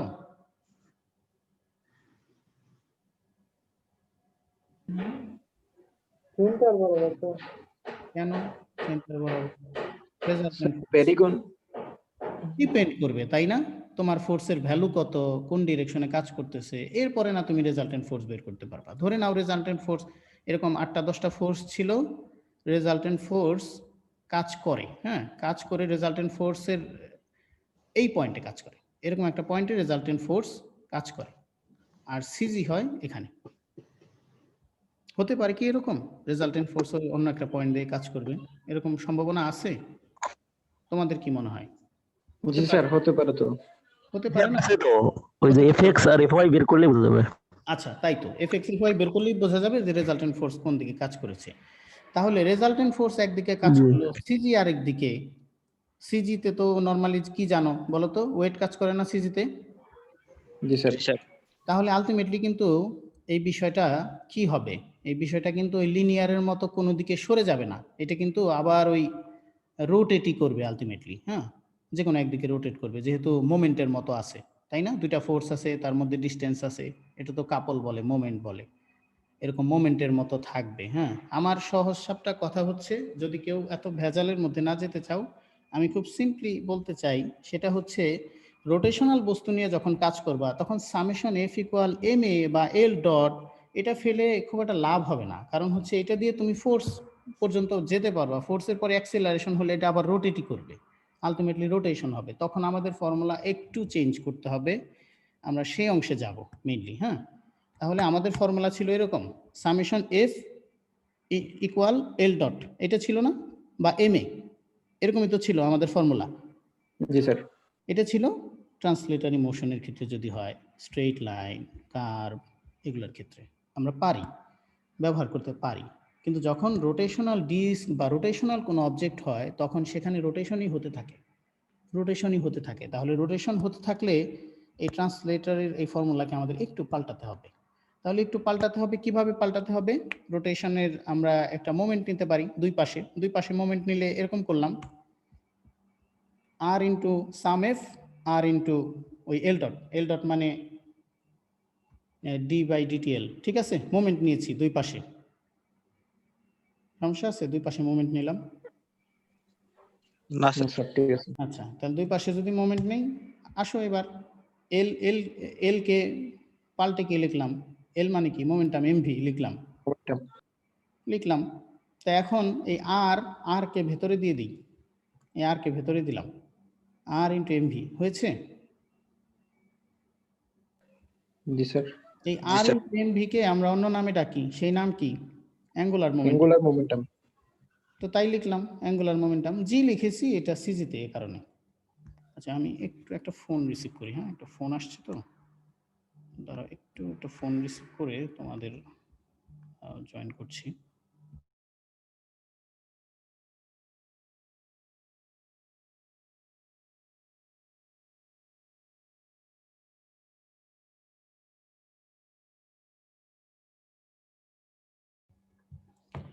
আচ্ছা আমরা আবার ফিরে আসছি। তো দেখো, আচ্ছা আমাদের কিন্তু মানে হচকিয়ে যাওয়ার কোনো কারণ নেই। মানে তেমন কিছু আমরা এখানে একদম পুরো বাংলাদেশ উদ্ধার করে ফেলতেছি না, খুব সামান্য জিনিস শিখছি। তোমরা মনে করো ম্যাথমেটিক্স করছি, যদি আগের কনসেপ্টগুলো আলোচনা করলাম এগুলো যদি মাথায় না ঢুকে সমস্যা নেই, আমরা আজকে এটা নিয়ে কাজ করবো না, আমরা নেক্সট ক্লাসে কাজ করবো মেইনলি রোটেশন নিয়ে বা প্লেন মোশন নিয়ে। আজকে আমরা ট্রান্সলেটর নিয়ে কাজ করবো, বাট একটু কনসেপ্ট দিয়ে রাখছি যাতে তোমরা পরবর্তীতে বলতে না পারো এরকম কোনো জিনিস কখনো দেখিনি। যাই হোক, তাহলে আর ইন্টু এমভি এ পর্যন্ত তো আমরা আসতেই পারলাম, তাই না? আচ্ছা, এ পর্যন্ত আসলে এইচ জি লিখলাম, এটাকে তো বলে অ্যাঙ্গুলার মোমেন্টাম, তাই লিখলাম। তাহলে কোনো জিনিসের যদি দিয়ে ডিফারেন্সিয়েশন করো, এই কি বলে টাইমের রেসপেক্টে ডিফারেন্সিয়েশন করো, সেটাকে কি লেখা যায়? ডট স্যার, এই ডট লেখা যায়। আর আর ইনটু এফ, ফোর্সের মোমেন্টকে কিভাবে লেখে মানুষ নরমালি? এম লিখে না? আমরা কি লিখতাম? সামেশন এম এরকম লিখতাম না স্ট্যাটিক্সে, মনে আছে?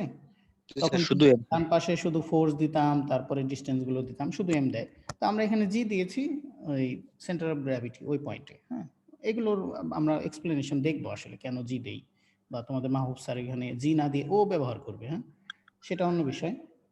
তাহলে এই পোর্শন পর্যন্ত চলে আসলো, আমরা তাহলে এইভাবে লিখতে পারি summation of moment equal H G. হ্যাঁ, এটুকু তো আসতে পারি, তাই না? এবং এই এইচ জির মানে কি?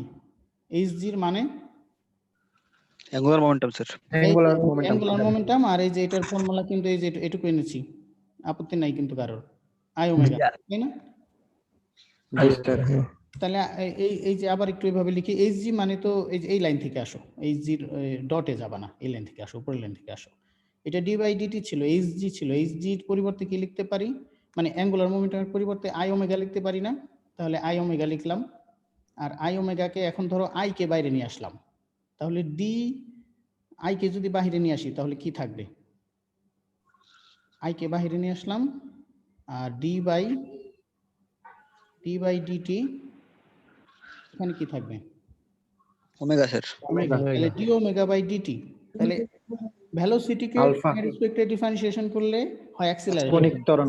যেহেতু হ্যাঁ, এটাকে যেহেতু তুমি অ্যাঙ্গুলার ভেলোসিটিকে করছো, তাহলে অ্যাঙ্গুলার অ্যাক্সিলারেশন আই আলফা। এই তো স্যার, আই আলফাকে তো টর্কও বলে মেবি। হ্যাঁ, তুমি ঠিকই ধরেছো, আসলে টর্কের বিষয়টাই আসতেছে। মানে আমরা যে কাজটা করেছিলাম এতক্ষণ ধরে, এই যে এই সামেশন এফ ইকুয়াল এল, এটা শুধুমাত্র ট্রান্সলেটরি মোশনের ক্ষেত্রেই কাজ করা যায়, কিন্তু যখন রোটেশনের ব্যাপার হয় এই ডিস্ক বা এগুলো, তখন এই সামেশন এফ করলে কোন একটা পয়েন্টে এই ফোর্স, রেজাল্টেন্ট ফোর্স কাজ করে, তখন টর্ক হয়। সেই টর্কের জন্য আমরা ডাইরেক্ট এই ফর্মুলা লিখি না, আমরা এই ফর্মুলা ব্যবহার করব। যদি রোটেশন থাকে, পিওর রোটেশন, তাহলে এই ফর্মুলা ব্যবহার করব, summation M equal I alpha. Okay, দেখো আবারও ক্লিয়ার করছি, যদি ট্রান্সলেটরি মোশন হয়, স্ট্রেইট লাইন, কার্ভ, সার্কুলার, এ ধরনের হয়, সার্কুলার বলতে কোনো একটা পয়েন্ট সার্কেল করে ঘুরছে, এরকম যদি হয়, সেক্ষেত্রে আমরা summation F equal L dot অথবা summation F equal M A যাই বলো, সেই ফর্মুলা ব্যবহার করব। যদি পিওর রোটেশন হয়, পিওর রোটেশন, হ্যাঁ মাথায় রাখতে হবে, পিওর রোটেশন হয়, তাহলে আমরা এই ফর্মুলা ব্যবহার করব, সামেশন এম ইকুয়াল, মানে সবগুলো মোমেন্টের সাম হলো অ্যাঙ্গুলার মোমেন্টাম বা আই আলফা, যেটাই বলো আই আলফা। এই ফর্মুলা আমরা রোটেশনের ক্ষেত্রে ব্যবহার করব। এই হচ্ছে আমার কথা। আর যদি প্লেন মোশন হয় তাহলে কি করব, কে বলতে পারো? প্লেন মোশন হলে, প্লেন মোশন মানে কি ছিল? দুইটা ইউজ করতে হবে না স্যার? হ্যাঁ, প্লেন মোশন মানে ছিল কি? ট্রান্সলেশন দেন রোটেশন। তাহলে প্লেন রোটেশন, ট্রান্সলেশনের ফর্মুলাও আসবে, রোটেশনের ফর্মুলাও আসবে। যাই হোক, এটুকু পর্যন্ত একদম এই রোটেশনের বিষয়গুলো মাথা থেকে ঝেড়ে ফেলে দাও। রোটেশন নিয়ে আমরা নেক্সট ক্লাসে আলোচনা করব। এখন আমরা আমাদের নর্মাল কনসেপ্টে জাস্ট আগাবো। হ্যাঁ, আমাদের নর্মাল কনসেপ্ট ছিল summation F equal M A, সেটা নিয়ে আগাবো। আচ্ছা আচ্ছা, তার আগে বলো তোমাদের সিলেবাস ওই পার্টে কতটুকু শেষ হয়েছে? মাহবুব স্যার কতটুকু শেষ করলেন?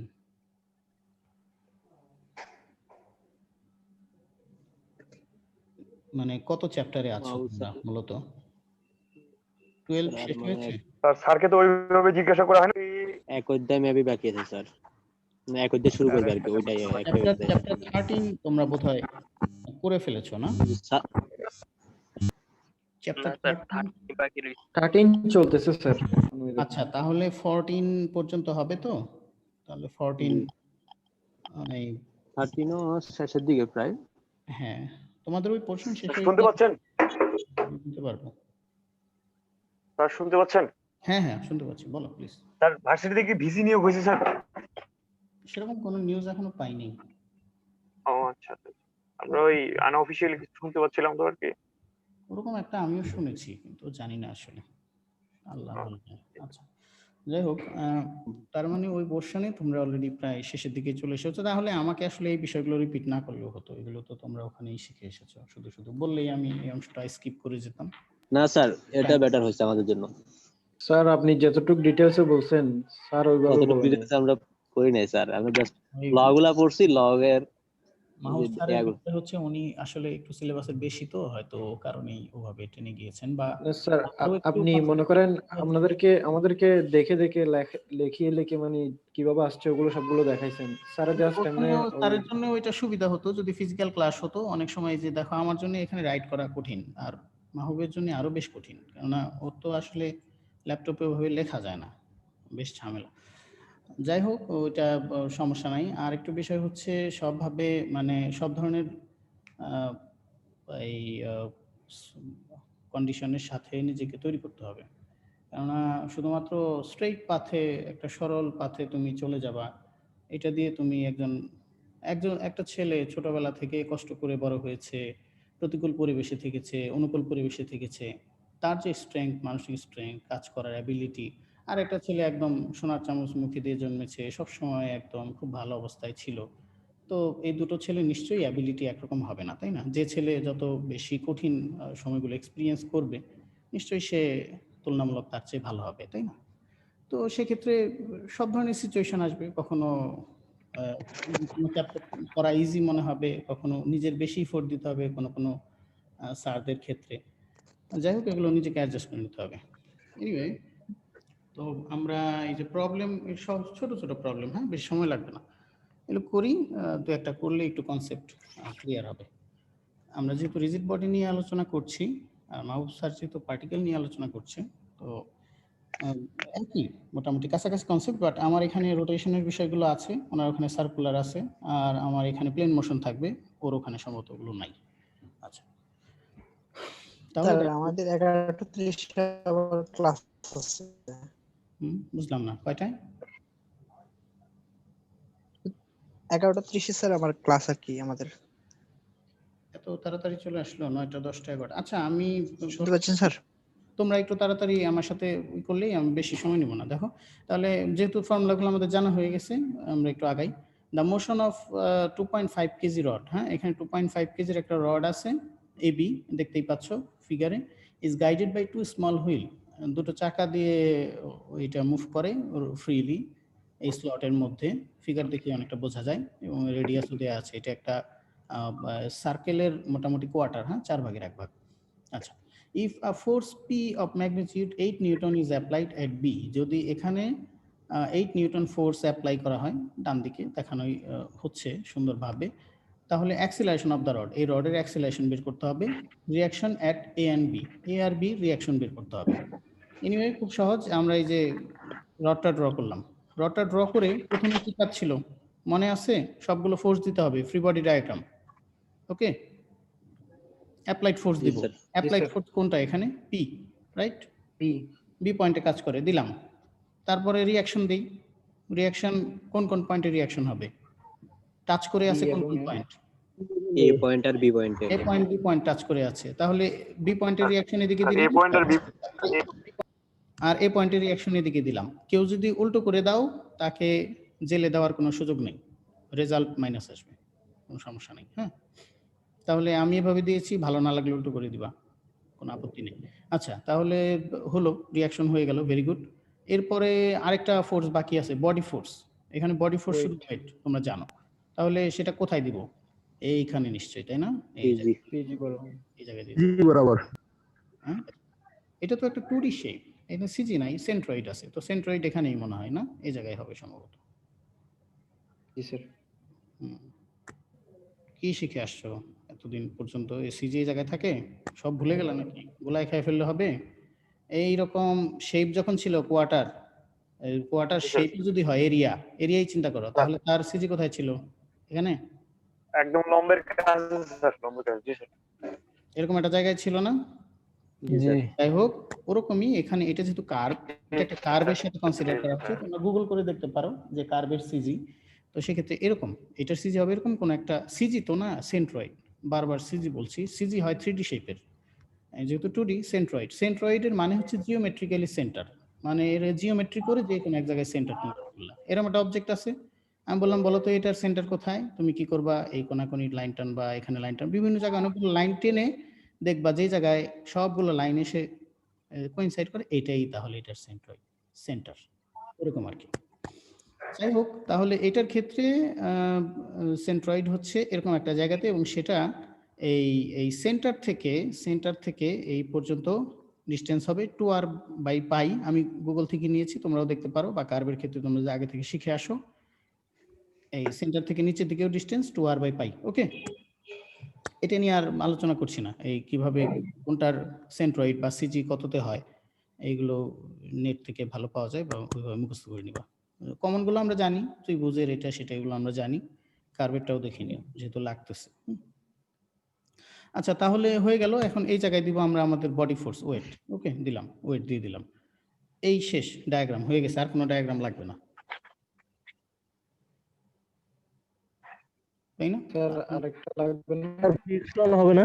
ফ্রি বডি ডায়াগ্রাম, এখন কাইনেটিক ডায়াগ্রাম আঁকতে হবে না? এই যে দিলাম সমান সমান কাইনেটিক ডায়াগ্রাম। কাইনেটিক ডায়াগ্রাম হচ্ছে কি থাকে ওটার মধ্যে? মাস ইনটু অ্যাক্সিলারেশন থাকে। যেহেতু এটা ট্রান্সলেটরি মোশন, ডানে বামে মুভ করবে, তোমরা স্লটের অংশ দেখেই বুঝতে পারছো। ডানে বামে বা কার্ভ, যেহেতু রোটেশনের কোনো ব্যাপার নাই, এখানে রোটেশনের কোনো সুযোগ আছে? নাই।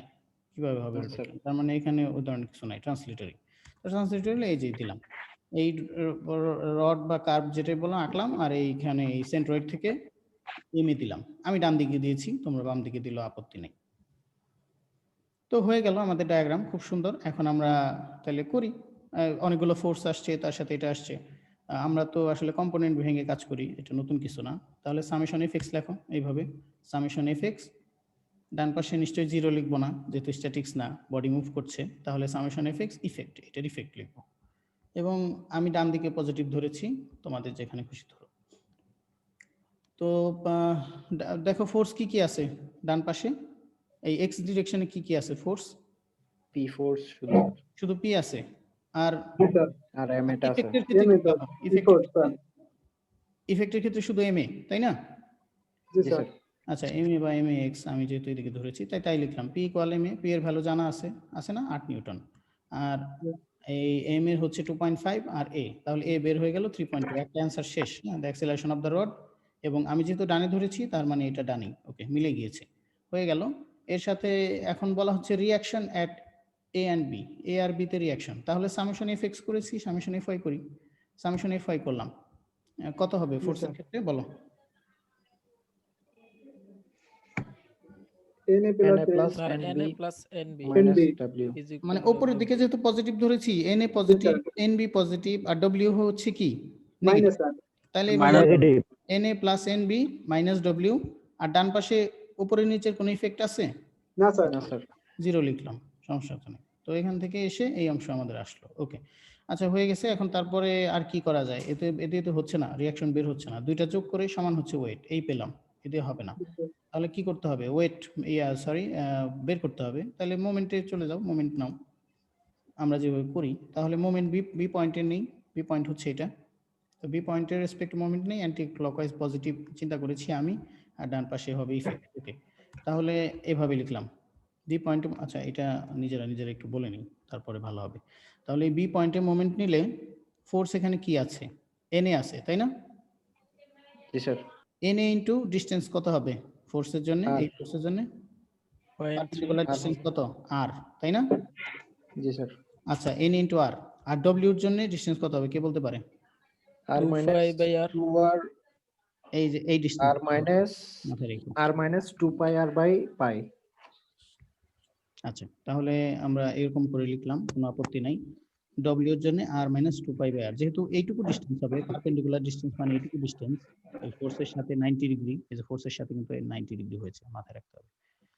তাহলে আর মাইনাস পুরোটা আর আর মাইনাস 2 এটা বুঝতে পারলাম। আর ডান পাশে ইফেক্টের ক্ষেত্রে যদি এই পয়েন্টে মোমেন্ট নাও, কি হবে? মোমেন্ট নিলে এটা নিশ্চয়ই অ্যান্টি ক্লকওয়াইজই হবে, অ্যান্টি ক্লকওয়াইজ হবে, অ্যান্টি ক্লকওয়াইজ হবে। আর এখানে ডিসটেন্স, পারপেন্ডিকুলার ডিসটেন্স কতটুকু কে বলতে পারে? 2r/π। এখানে পারপেন্ডিকুলার ডিসটেন্স হচ্ছে, এই ফিগারে যদি বলি তাহলে এই তো পয়েন্ট নিয়েছি, এই পয়েন্ট থেকে ফোর্সের সাথে এই পয়েন্টটা তো আসলে এই জায়গায়, হ্যাঁ, ফোর্সের সাথে 90 ডিগ্রি ডিসটেন্স, মানে পারপেন্ডিকুলার ডিসটেন্স হচ্ছে মাত্র এতটুকু, মাত্র এতটুকু হচ্ছে, মানে ফোর্সের সাথে 90 ডিগ্রিতে কাট করে, এরকম একটা বিষয়। যদিও এটা ফোর্স না, এমএ একটা ভেক্টর মাস ইনটু অ্যাক্সিলারেশন, তাহলে এটার সাথে 90 ডিগ্রিতে কাট করে এই একটু ডিসটেন্স। এটা কি আর মাইনাস 2r/π? এটা আমি ঠিক লিখলাম, এই যেখানে যে আমি লিখেছি ঠিক আছে? না স্যার, এটা তো 2r/π হওয়ার কথা। আচ্ছা, তাহলে পাল্টে দিই যদি তাই হয়, তাহলে ঠিক আছে। আচ্ছা, শর্টকাটে আগাবো, 11:03 বেজে গেছে, তোমাদেরও সময় কম, আমারও সময় কম। আচ্ছা, তাহলে এই পর্যন্ত আসলাম, পরে যাই। ও আচ্ছা, এখানে আবার ঠিক আছে, দেখছো? পাগল পাগল হলেও সব জায়গায় পাগল হয়ে যায়। আচ্ছা, যাই হোক, এখন খেয়াল করো, আমরা একটু আগাই। তো এখানে থাকলো, ডান পাশেও তোমরা আমাকেই বলে দিলা, তাহলে একটু পরে পারোই, এগুলো আর বলবো কি। আর সব জায়গায় কমন নিয়ে নিয়েছি, সব ভ্যানিশ করে দিলাম, আর এর ভ্যালুই বসাবো না, আর কিছু সুবিধা। ডব্লিউটা বসিয়ে দিয়েছি 2.5, 9.81, আর ওগুলো বসিয়ে বাদ বাকি এটা তোমরা সমস্তই জানো। এন ইকুয়াল 3.82 বের হয়েছে, এবং যেহেতু উপরের দিকে ধরেছি আর রেজাল্টও পজিটিভ বের হয়েছে, তার মানে উপরের দিকেই।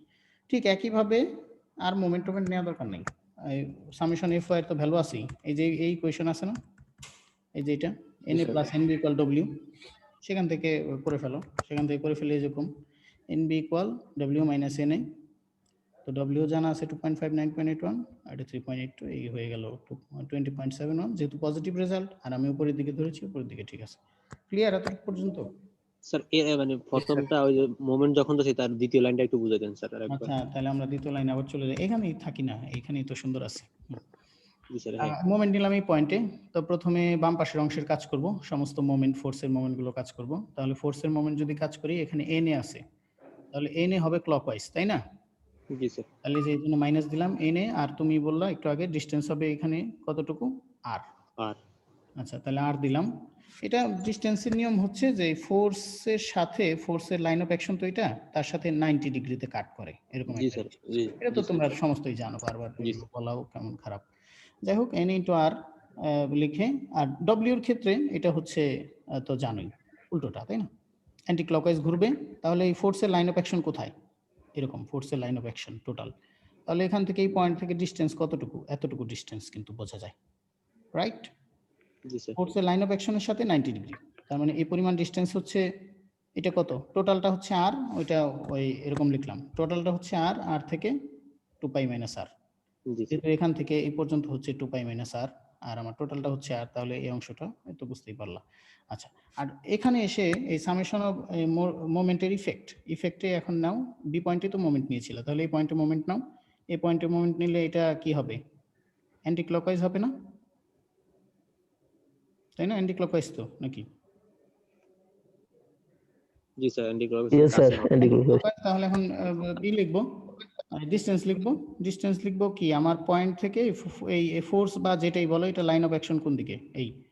এটা লাইন অফ অ্যাকশন, স্ট্রেট আঁকতে পারতেছি না, তাহলে এই পয়েন্ট থেকে এই লাইন অফ অ্যাকশনের সাথে ডাইরেক্ট 90 ডিগ্রিতে কাট করে, এরকম কোনো ডিসটেন্স, তাহলে এই ডিসটেন্সটুকু কতটুকু আমার এই পয়েন্ট থেকে? এই ডিসটেন্সটুকু আমাদের জানা আছে, এটা হচ্ছে 2r/π, এই জন্য এই যে 2r/π লিখেছি। বুঝতে পেরেছো ইমামউদ্দিন নাকি? জি স্যার। ঠিক আছে ইমামউদ্দিন। এখানে কি এন এ হবে, বা এন এর জায়গায় কোনো, আমার মনে হচ্ছে এনবি হবে, হতে পারে। এনবি পয়েন্টে তো মোমেন্ট ধরা হয়েছে, ওই পয়েন্টে ধরা যায় জিরো সবকিছু, যে পয়েন্টে মোমেন্ট নেই সেই পয়েন্টে সব কিছু বাদ দিয়ে দিতে হয় না? ও আচ্ছা আচ্ছা, ঠিক আছে। এত কিছু ভুলে গেলে হবে? আচ্ছা, বের হয়ে গেছে, দুটোই আমরা বের করে ফেলেছি, কমপ্লিট। এই একটা ছোট প্রবলেম আছে, এটা দেখলে আমাদের শেষ। হ্যাঁ, তাহলে একটা ইউনিফর্ম ভালো করে দেখি, এই যে বাম পাশেটা হচ্ছে ফিগার, হ্যাঁ, ডান পাশেটা আমি এমনি ড্র করেছি। Uniform rod BC of mass sir 4 kg. বলো। এখনো নাস্তা করিনি স্যার। এটা তো খুব ভালো কথা না, কেননা ক্লাস 9টায় 9:30টায় ক্লাস হলে তুমি যদি ছাত্র মানুষ যদি বলো আমি নাস্তা করিনি, এটা কোনো এক্সকিউজ না। এটা খুব কিন্তু বাজে বিষয় ইন্ডিকেট করে। ছাত্র খুব সকালে উঠবে, ভোরে। ছাত্র কেন, যে কোনো মানুষই। এনিওয়ে দেখো, আপনি ক্লাসটা কন্টিনিউ শেষ করেন। করে যাও, আমার সময় লাগবে না, 10-12 মিনিট সময় লাগবে। এগুলো আমাকে বলেছো, আর কাউকে বলো না, মানুষ খারাপ ভাববে, নিজের পার্সোনালিটি নষ্ট হবে, বুঝতে পেরেছো? আচ্ছা, যাই হোক, এই কেননা তোমাকে অনেক সময় বিভিন্ন মানুষ বিভিন্নভাবে রিপ্রেজেন্ট করবে, বলবে যে ইঞ্জিনিয়ারিং ছাত্র, অসুস্থ তো তাই স্যার সেজন্য। ডুয়েটের ছাত্র, এরকম ভাবে। ওগুলো অসুস্থ হলে অসুস্থ রিজন বললে সেটা অন্য জিনিস, কিন্তু আস্তে আস্তে করে নিয়ে এগুলো বললে বলবে কি যে কেমন একটা অবস্থা। আস্তে আস্তে আমাদের ইয়াটাও পরিবর্তন না হলে অনেকেই অনেক বাজে কথা বলে। এগুলা সিনিয়র হবা যখন আস্তে আস্তে ফিল করতে থাকবা যে বিষয়টা কেমন। Anyway, sorry sir. সমস্যা নাই, ওইগুলো আস্তে আস্তে কারেকশন হবে, কেবল না তোমরা ফার্স্ট ইয়ার। যাই হোক, আসো এই প্রবলেমটা আমরা ঝটপট দেখে ফেলি, 5-7 মিনিটের মধ্যে হয়ে যাবে। Uniform rod BC of mass 4 kg, হ্যাঁ, এই রডটার ওজন হচ্ছে, সরি, মাস হচ্ছে 4 kg, connected to by a collar, হ্যাঁ, এই একটা কলারের সাথে কলার কানেক্টেড আছে, এবং এই সুতা আছে, এই সুতা দিয়ে বাঁধা 250 মিলিমিটার সুতা cord. Neglecting the mass of the collar, কলারের মাসকে নেগলেক্ট করতে হবে, এবং সুতার মাসকেও, আচ্ছা করলাম। Determine the smallest constant acceleration a, constant acceleration বা অ্যাক্সিলারেশন বের করতে হবে, এই যে স্পিডে এটা এই কলারটা সামনের দিকে মুভ করবে, ফর হুইচ, যার কারণে the cord and the rod lie in a straight line, মানে রড এবং এই যে সুতো এটা যেন একটা স্ট্রেট লাইনে থাকে, এরকম একটা সিচুয়েশনে অ্যাক্সিলারেশন বের করতে হবে। তাহলে এরকম একটা সিচুয়েশনে যেরকম আমি নিচে যেখানে ড্র করেছি, যে আস্তে আস্তে কলারটা সামনের দিকে যাবে, আর এই রডটা নর্মালি ওর সাথে স্ট্রেট লাইনই হয়ে যাবে একটু পরে, যদি কলারটা মুভ করতে থাকে, তাই না? তোমরা এটা নিশ্চয়ই ফিগারটা বুঝতে পারছো, যে এই সুতোটাও সোজা হয়ে যাবে আর এটা ডান দিকে মুভ করতে থাকবে, এরকম, ঠিক আছে? তো এই অবস্থায় অ্যাক্সিলারেশন বের করতে বলা হয়েছে, এই কলারের অ্যাক্সিলারেশন। কলার অ্যাক্সিলারেশন মানে আসলে এটার অ্যাক্সিলারেশনই একই, কারণ কলার আর এটা একই অ্যাক্সিলারেশনে মুভ করবে। আর the corresponding tension in the cord, এবং এই কর্ডের টেনশন, এই কর্ডের মানে সুতার টেনশন কত, ঠিক আছে? প্রবলেম বুঝতে পেরেছো সবাই? জি স্যার, মোটামুটি। স্যার এখানে বিসি তো তেমন একটা কোনো কাজ আসতেছে না। এই ফিগারটা আমরা ড্র করেছি, এখন আমরা ফ্রি বডি ড্র করলেই বোঝা যাবে যে কোন অংশটা দিয়ে আমরা কাজ করব, কোন অংশটা করব না। এই বিসির সুতার টেনশনই বের করতে বলা হয়েছে, টেনশন। আচ্ছা, তাহলে আমরা একটু দেখি এই সুতার দৈর্ঘ্য কতটুকু ছিল, 250, এখানে তাই বলা আছে। তাহলে এটা হচ্ছে 250, আর এই রডেরটা সরাসরি দেয়া আছে, সেটা কত, 400। তাহলে 400 250, তাহলে এটা টোটাল কত, 650। 650। আচ্ছা, আর এই ভূমি অর্থাৎ মাটি থেকে এই স্ট্রেইট যে রডটা আছে, মানে স্ট্রেইট যে এই স্লটটা আছে, যাই বলো, স্লটের এই টোটাল ডিসটেন্স কত, 600 মতো, হ্যাঁ, এই 600 মতো। আচ্ছা, তাহলে দেখো এখান থেকে কিন্তু আমি অ্যাঙ্গেল বের করতে পারি, যদি এটা কিন্তু ট্রাইবুসের মতো। আচ্ছা, এখন আমি ফ্রি বডি ড্র করবো, আমাকে কিন্তু ফ্রি বডি ড্র করতে হবে, কাইনেটিক ডায়াগ্রাম ড্র করতে হবে। তাহলে ফ্রি বডি আমার কাজ হচ্ছে রড নিয়ে, আমাকে বলা হচ্ছে এখানে এই সুতার টেনশন বের করো। তাহলে সুতার টেনশন কোন জায়গায় আছে, সুতা যদি এখান থেকে কোনোভাবে ব্রেক করা হয়, তাহলে টেনশন, এই যদি রডের আলাদা করে ফ্রি বডি ড্র করি তাহলেও টেনশন পাবো, আর যদি কলারের আলাদা করে ফ্রি বডি ড্র করি তাহলে টেনশন পাবো। কিন্তু কলারের ক্ষেত্রে কোনো মাস নাই, ওয়েটলেস, তার মানে একে এক ধরনের নেগলেক্ট করতেই বলা হয়েছে, যে ওয়েট নাই, কিছুই নাই এর। সুতার ক্ষেত্রেও নাই। তাহলে আমরা এই রডের আঁকি, ফ্রি বডি আঁকি। তাহলে রডের ফ্রি বডি, রডটা ড্র করলাম। রডটা ড্র করলে রডের এই পয়েন্টে টেনশন থাকবে একটা, তাই না? এরকম টেনশন সুতার কারণে টেনশন থাকবে 67.38। আর রডের ক্ষেত্রে রড যেহেতু টাচ করে আছে, এখানে একটা রিয়াকশন দিলাম, এবং রডের মাঝখানে নিশ্চয়ই এখন বডি ফোর্স দিতে হবে সিজিতে। তাহলে যেহেতু একটা রড, স্ট্রেইট রড, তাহলে সিজি বা সেন্ট্রয়েড যাই বলো, সিজি বলতে পারো, রডের কথা মেনশন করেছে, বা না বললেও সেন্ট্রয়েড বললেও আপত্তি নাই, শেপটা যেহেতু 2D দেখা যাচ্ছে। তাহলে এটা হবে ঠিক মাঝামাঝি, যেহেতু টোটালটা 400 তাহলে 200 200 করে মাঝখানে এই হবে বডি ফোর্স। আর কোনো ফোর্স কি এখানে কাজ করে তোমাদের কি মনে হয়? এই তিনটা ছাড়া, tension, reaction and body force বা ওয়েট, মনে হয় নাই, তাই না? জি স্যার। স্যার নাই। তাহলে ফ্রি বডি ডায়াগ্রাম হয়ে গেল। এখন কাইনেটিক ডায়াগ্রামটা ড্র করতে হবে। কাইনেটিক ডায়াগ্রাম ইকুয়াল চিহ্ন দিলাম। কাইনেটিক ডায়াগ্রাম হচ্ছে রডটা কোন দিকে যাবে। অলরেডি এখানে কিন্তু এই কলারটা কিন্তু সামনে যাচ্ছে এবং কলার অ্যাক্সিলারেশন হচ্ছে এ এ, ডান দিকে স্যার। ডান দিকে যাবে এবং কলার যেই অ্যাক্সিলারেশনে যাচ্ছে বা যেই স্পিডে মুভ করতেছে রডও ঠিক একই স্পিডে মুভ করবে, কারণ এখন তো মোটামুটি একটা স্ট্রেইটের মতো হয়ে গেছে, কোনোটা কম বেশি করার সুযোগ নাই যদি কন্টিনিউয়াসলি চলতেই থাকে। তাহলে আমি এভাবে লিখেছি যে রডটাও ডান দিকে মুভ করবে, রডের অ্যাক্সিলারেশন এরকম এ এ আর এম দিয়ে মাস এ ইফেক্ট। তো এটা লিখলাম। তো এখন আমরা ঠিক আগের মতোই খুব সিম্পলি লিখব যে সামেশন এফ এক্স, ডান দিকে পজিটিভ ধরেছি আমি, তোমরা বিপরীত ধরতে পারো, ইকুয়াল হচ্ছে ইফেক্ট। তাহলে বাম পাশে শুধু ফোর্স, আমি এক্স এর ফোর্স পাই এটা টি কজ 67.38 এই লিখেছি, আর ডান পাশে এম এ।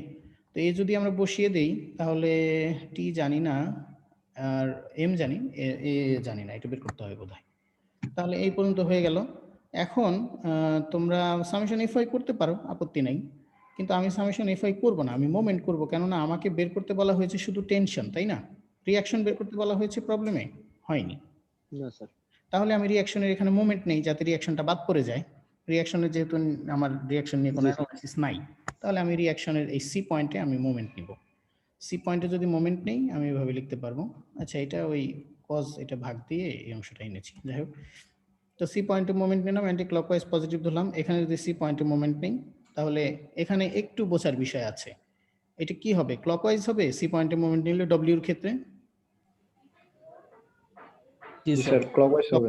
তাহলে ক্লকওয়াইজ নেগেটিভ দেব, এটা ওকে, নেগেটিভ। ওকে নেগেটিভ দেব, ফাইন, কিন্তু ডিসটেন্স কতটুকু দিব? স্যার এটাকে এটা কিভাবে করতে পারেন? স্যার এটা অংশ বের করতে হবে। লাইন অফ অ্যাকশন আমি বের করলাম, তারপরে আমার এই পয়েন্ট থেকে ডাইরেক্ট এই লাইন অফ অ্যাকশনে 90 ডিগ্রিতে কাজ করে এরকম একটা ডিসটেন্স। তোমাদের একটু বলে রাখি, তোমরা যেটা স্ট্যান্ডার্ড নিয়ম হচ্ছে এরকম যে ধরে নাও এখানে একটা বাঁকা ফোর্স আছে, তুমি এই পয়েন্ট থেকে মোমেন্ট বের করবা, তাহলে এই ফোর্সটাকে এই বাঁকা থেকে সোজা করবা না, ফোর্সটা যা আছে তাই। তুমি যে কাজটি করবা, এই ফোর্সের লাইন অফ অ্যাকশন বাড়াবা, এটা হচ্ছে স্ট্যান্ডার্ড নিয়ম। এরপরে এই ডিসটেন্সটা এই পারপেন্ডিকুলার ডিসটেন্স দিবা, ঠিক আছে? আমরা তো এটাও করতে পারতাম যে পয়েন্ট থেকে এই বাঁকা ফোর্সটাকে নিব, তাহলে ইয়া করি, এই ফোর্সের দুটো কম্পোনেন্ট বের করি, এই একটা কম্পোনেন্ট বের করি যেটা স্ট্রেইট হয়, আর আরেকটা কম্পোনেন্ট যেহেতু প্যারালাল হয়ে যায় সেটা বাদ পড়ে যায়, এরকম ভাবে করতাম আমরা, তাই না? বাট বেটার হচ্ছে এই ফোর্সের লাইন অফ অ্যাকশন ড্র করে তারপরে পারপেন্ডিকুলার ডিসটেন্স বের করা, এটা হচ্ছে স্ট্যান্ডার্ড। বাট ওভাবে করলেও যে খুব একটা সমস্যা হবে তা না, একই রেজাল্ট আসবে। বাট এভাবে এইভাবে পারপেন্ডিকুলারটা করলে কি আসবে, কিভাবে আসবে? তাহলে কি একটা হবে? হ্যাঁ, এই ফোর্সের ভ্যালু তুমি ডাইরেক্ট ভ্যালুই বসাতে পারবা, আর ডিসটেন্সের ক্ষেত্রে তখন তোমাকে ওই যে কস্ট এর এগুলো আনতে হবে। তাহলে স্যার দূরত্বটা বের করতে হবে না এটা আবার? হ্যাঁ, দূরত্ব বের করতে হবে। এই দূরত্বের ক্ষেত্রেই তোমার কজ সাইনের বিষয় আসবে, কিন্তু ফোর্সের ক্ষেত্রে ডাইরেক্ট আসবে না। না স্যার, যখন আমরা 90 ডিগ্রি নিব তখন তো আর আমাদের কস সাইন আসতেছে না, ডাইরেক্ট সরাসরি দূরত্ব লিখে দিব নাকি স্যার? যদি সরাসরি দূরত্ব পাও লিখবা, আর যদি সরাসরি দূরত্ব না পাও সেক্ষেত্রে দূরত্ব বের করে আনতে হবে। যেমন এখানে খেয়াল করো, আমাদের প্রবলেমে খেয়াল করো, লাইন অফ অ্যাকশন কোথায়? এইদিকে, তাই না? তাহলে এটা কি হবে? ক্লকওয়াইজ হবে। তাহলে আমি লিখলাম মাইনাস ডব্লিউ ইন্টু কি দিব, ডিসটেন্স কতটুকু দিব? নিশ্চয়ই পয়েন্ট থেকে এইটুকু ডিসটেন্স হবে, এই অংশটুকু। জি স্যার, এই ডিসটেন্সটুকু 200 ইনটু এই ডিসটেন্স cos 200 cos 67.38 200 cos কত? 67.38 না, ডিগ্রি, তাই তো 38। ওকে, তাহলে কি করলা তুমি? কিন্তু ফোর্সের গায়ে হাত দাও নাই, ফোর্স যা আছে তাই। তুমি কি করলা? এই 200 ব্যবহার করে ডিসটেন্সটাকে স্ট্রেইট বানিয়ে নিয়েছো, রাইট? ডিসটেন্সটাকে স্ট্রেইট বানিয়ে নিয়েছো। তোমার কাছে ডিসটেন্সের ভ্যালু ছিল 200, কিন্তু সেটাকে তুমি কস্টস করে এই সোজাটার ভ্যালু নিয়ে আসলা। বুঝতে পেরেছো? ফোর্সের গায়ে হাত দিলাম না, ফোর্সকে সরাবো না, এটা হচ্ছে ভালো স্ট্যান্ডার্ড করতে গেলে। আর এখানে তাহলে বলো, এখানে বলো এই টি এর ক্ষেত্রে কি হবে?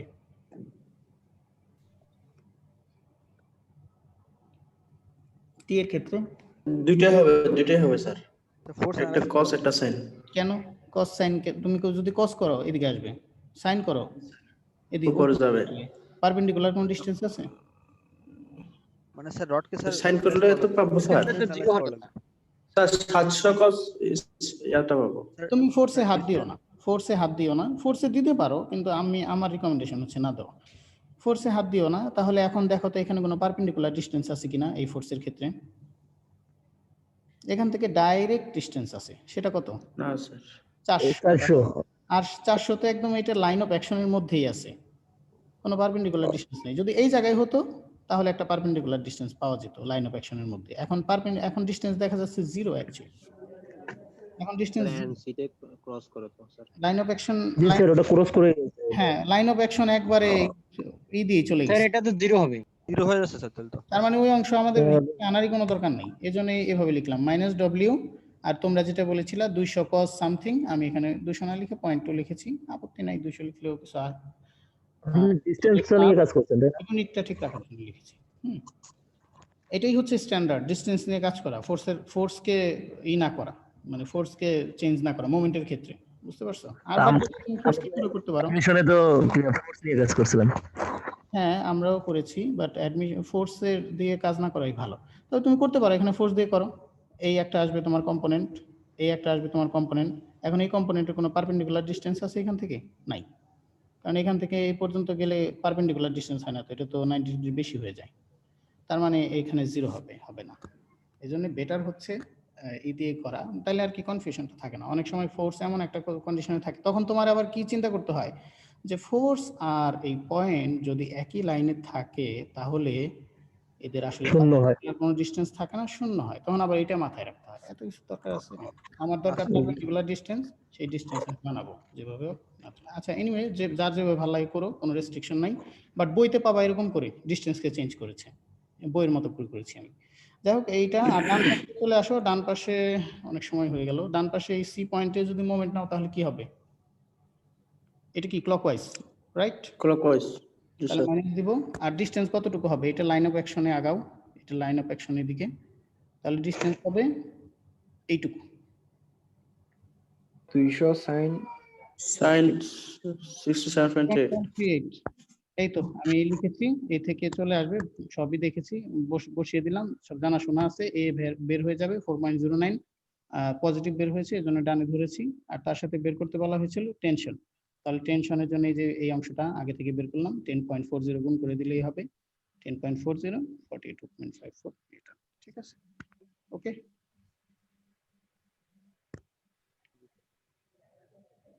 ঠিক আছে তো নাকি? জি স্যার। Hello sir. হ্যাঁ তাড়াতাড়ি বলো, তোমাদের সময় কম, ক্লাস আছে না তোমাদের? বলো স্যার এই যে এমসি ইনপুটটা আরেকবার যদি বলতেন 4/5 মানে এনসি এখানে আমি মোমেন্ট নিয়েছি। জি স্যার। মোমেন্ট নিলে মোমেন্টটা আবার বলবো। জি স্যার। এই যে মোমেন্ট হচ্ছে কি, যে ফোর্স থাকে তার সাথে ডিসটেন্স, তাহলে ফোর্স হচ্ছে ডব্লিউ আর ডিসটেন্স হচ্ছে পারপেন্ডিকুলার ডিসটেন্স। মানে এখান থেকে লাইন টানলে ওইখানে যেখানে কাট করবে, এই ফোর্সকে যে জায়গায় কাট করবে সেই জায়গায় 90 ডিগ্রি ডিসটেন্স, তাহলে এই ডিসটেন্সটা হয়। তাহলে আমি তাই লিখেছি ডব্লিউ ইনটু ওই ডিসটেন্সটা তো আমাদের জানা নাই, ডাইরেক্ট 200 আছে, তাহলে 200 cos এটা দিলাম 0.2 cos এটা, তাহলে হয়ে গেল। আর ডান পাশেও তো একই কাজ করতে হবে, এখানে মোমেন্ট নিতে হবে। মোমেন্ট নিলে এই ফোর্সের সাথে 90 ডিগ্রিতে, যেহেতু ফোর্সটা ওই দিকে গিয়েছে, তাহলে একে একটু বাড়িয়ে ফেলি, লাইন অফ অ্যাকশন করি, বাড়িয়ে ফেলি, তাহলে পারপেন্ডিকুলার ডিসটেন্স হচ্ছে এতটুকু, এইটুকু ডিসটেন্স, এই ডিসটেন্সটা লাগবে। তাহলে এই ডিসটেন্সটা আমরা বের করতে পারি 200, যেহেতু এটা ছিল, তাহলে 200 যদি এটা থাকে, এই 200 এর সাথে এটা আমার অ্যাঙ্গেলও জানা আছে 67.38, cos করলে নিচের ডিসটেন্স পাই, আর sin করলে এইটুকু ডিসটেন্স পাই। তাহলে তাই লিখলাম। হ্যাঁ বুঝতে পারছি স্যার। আচ্ছা, আর কোনো কোশ্চেন? ঠিক আছে তাহলে। আচ্ছা এটা আসসালামু আলাইকুম স্যার। হ্যাঁ ডিরেকশন দিতে হবে না 67.3 স্যার কোশ্চেন স্যার বলবো? হ্যাঁ হ্যাঁ বলো।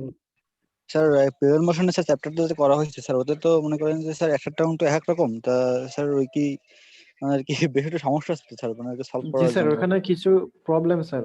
কোনটা প্রিভিয়াস দিতে?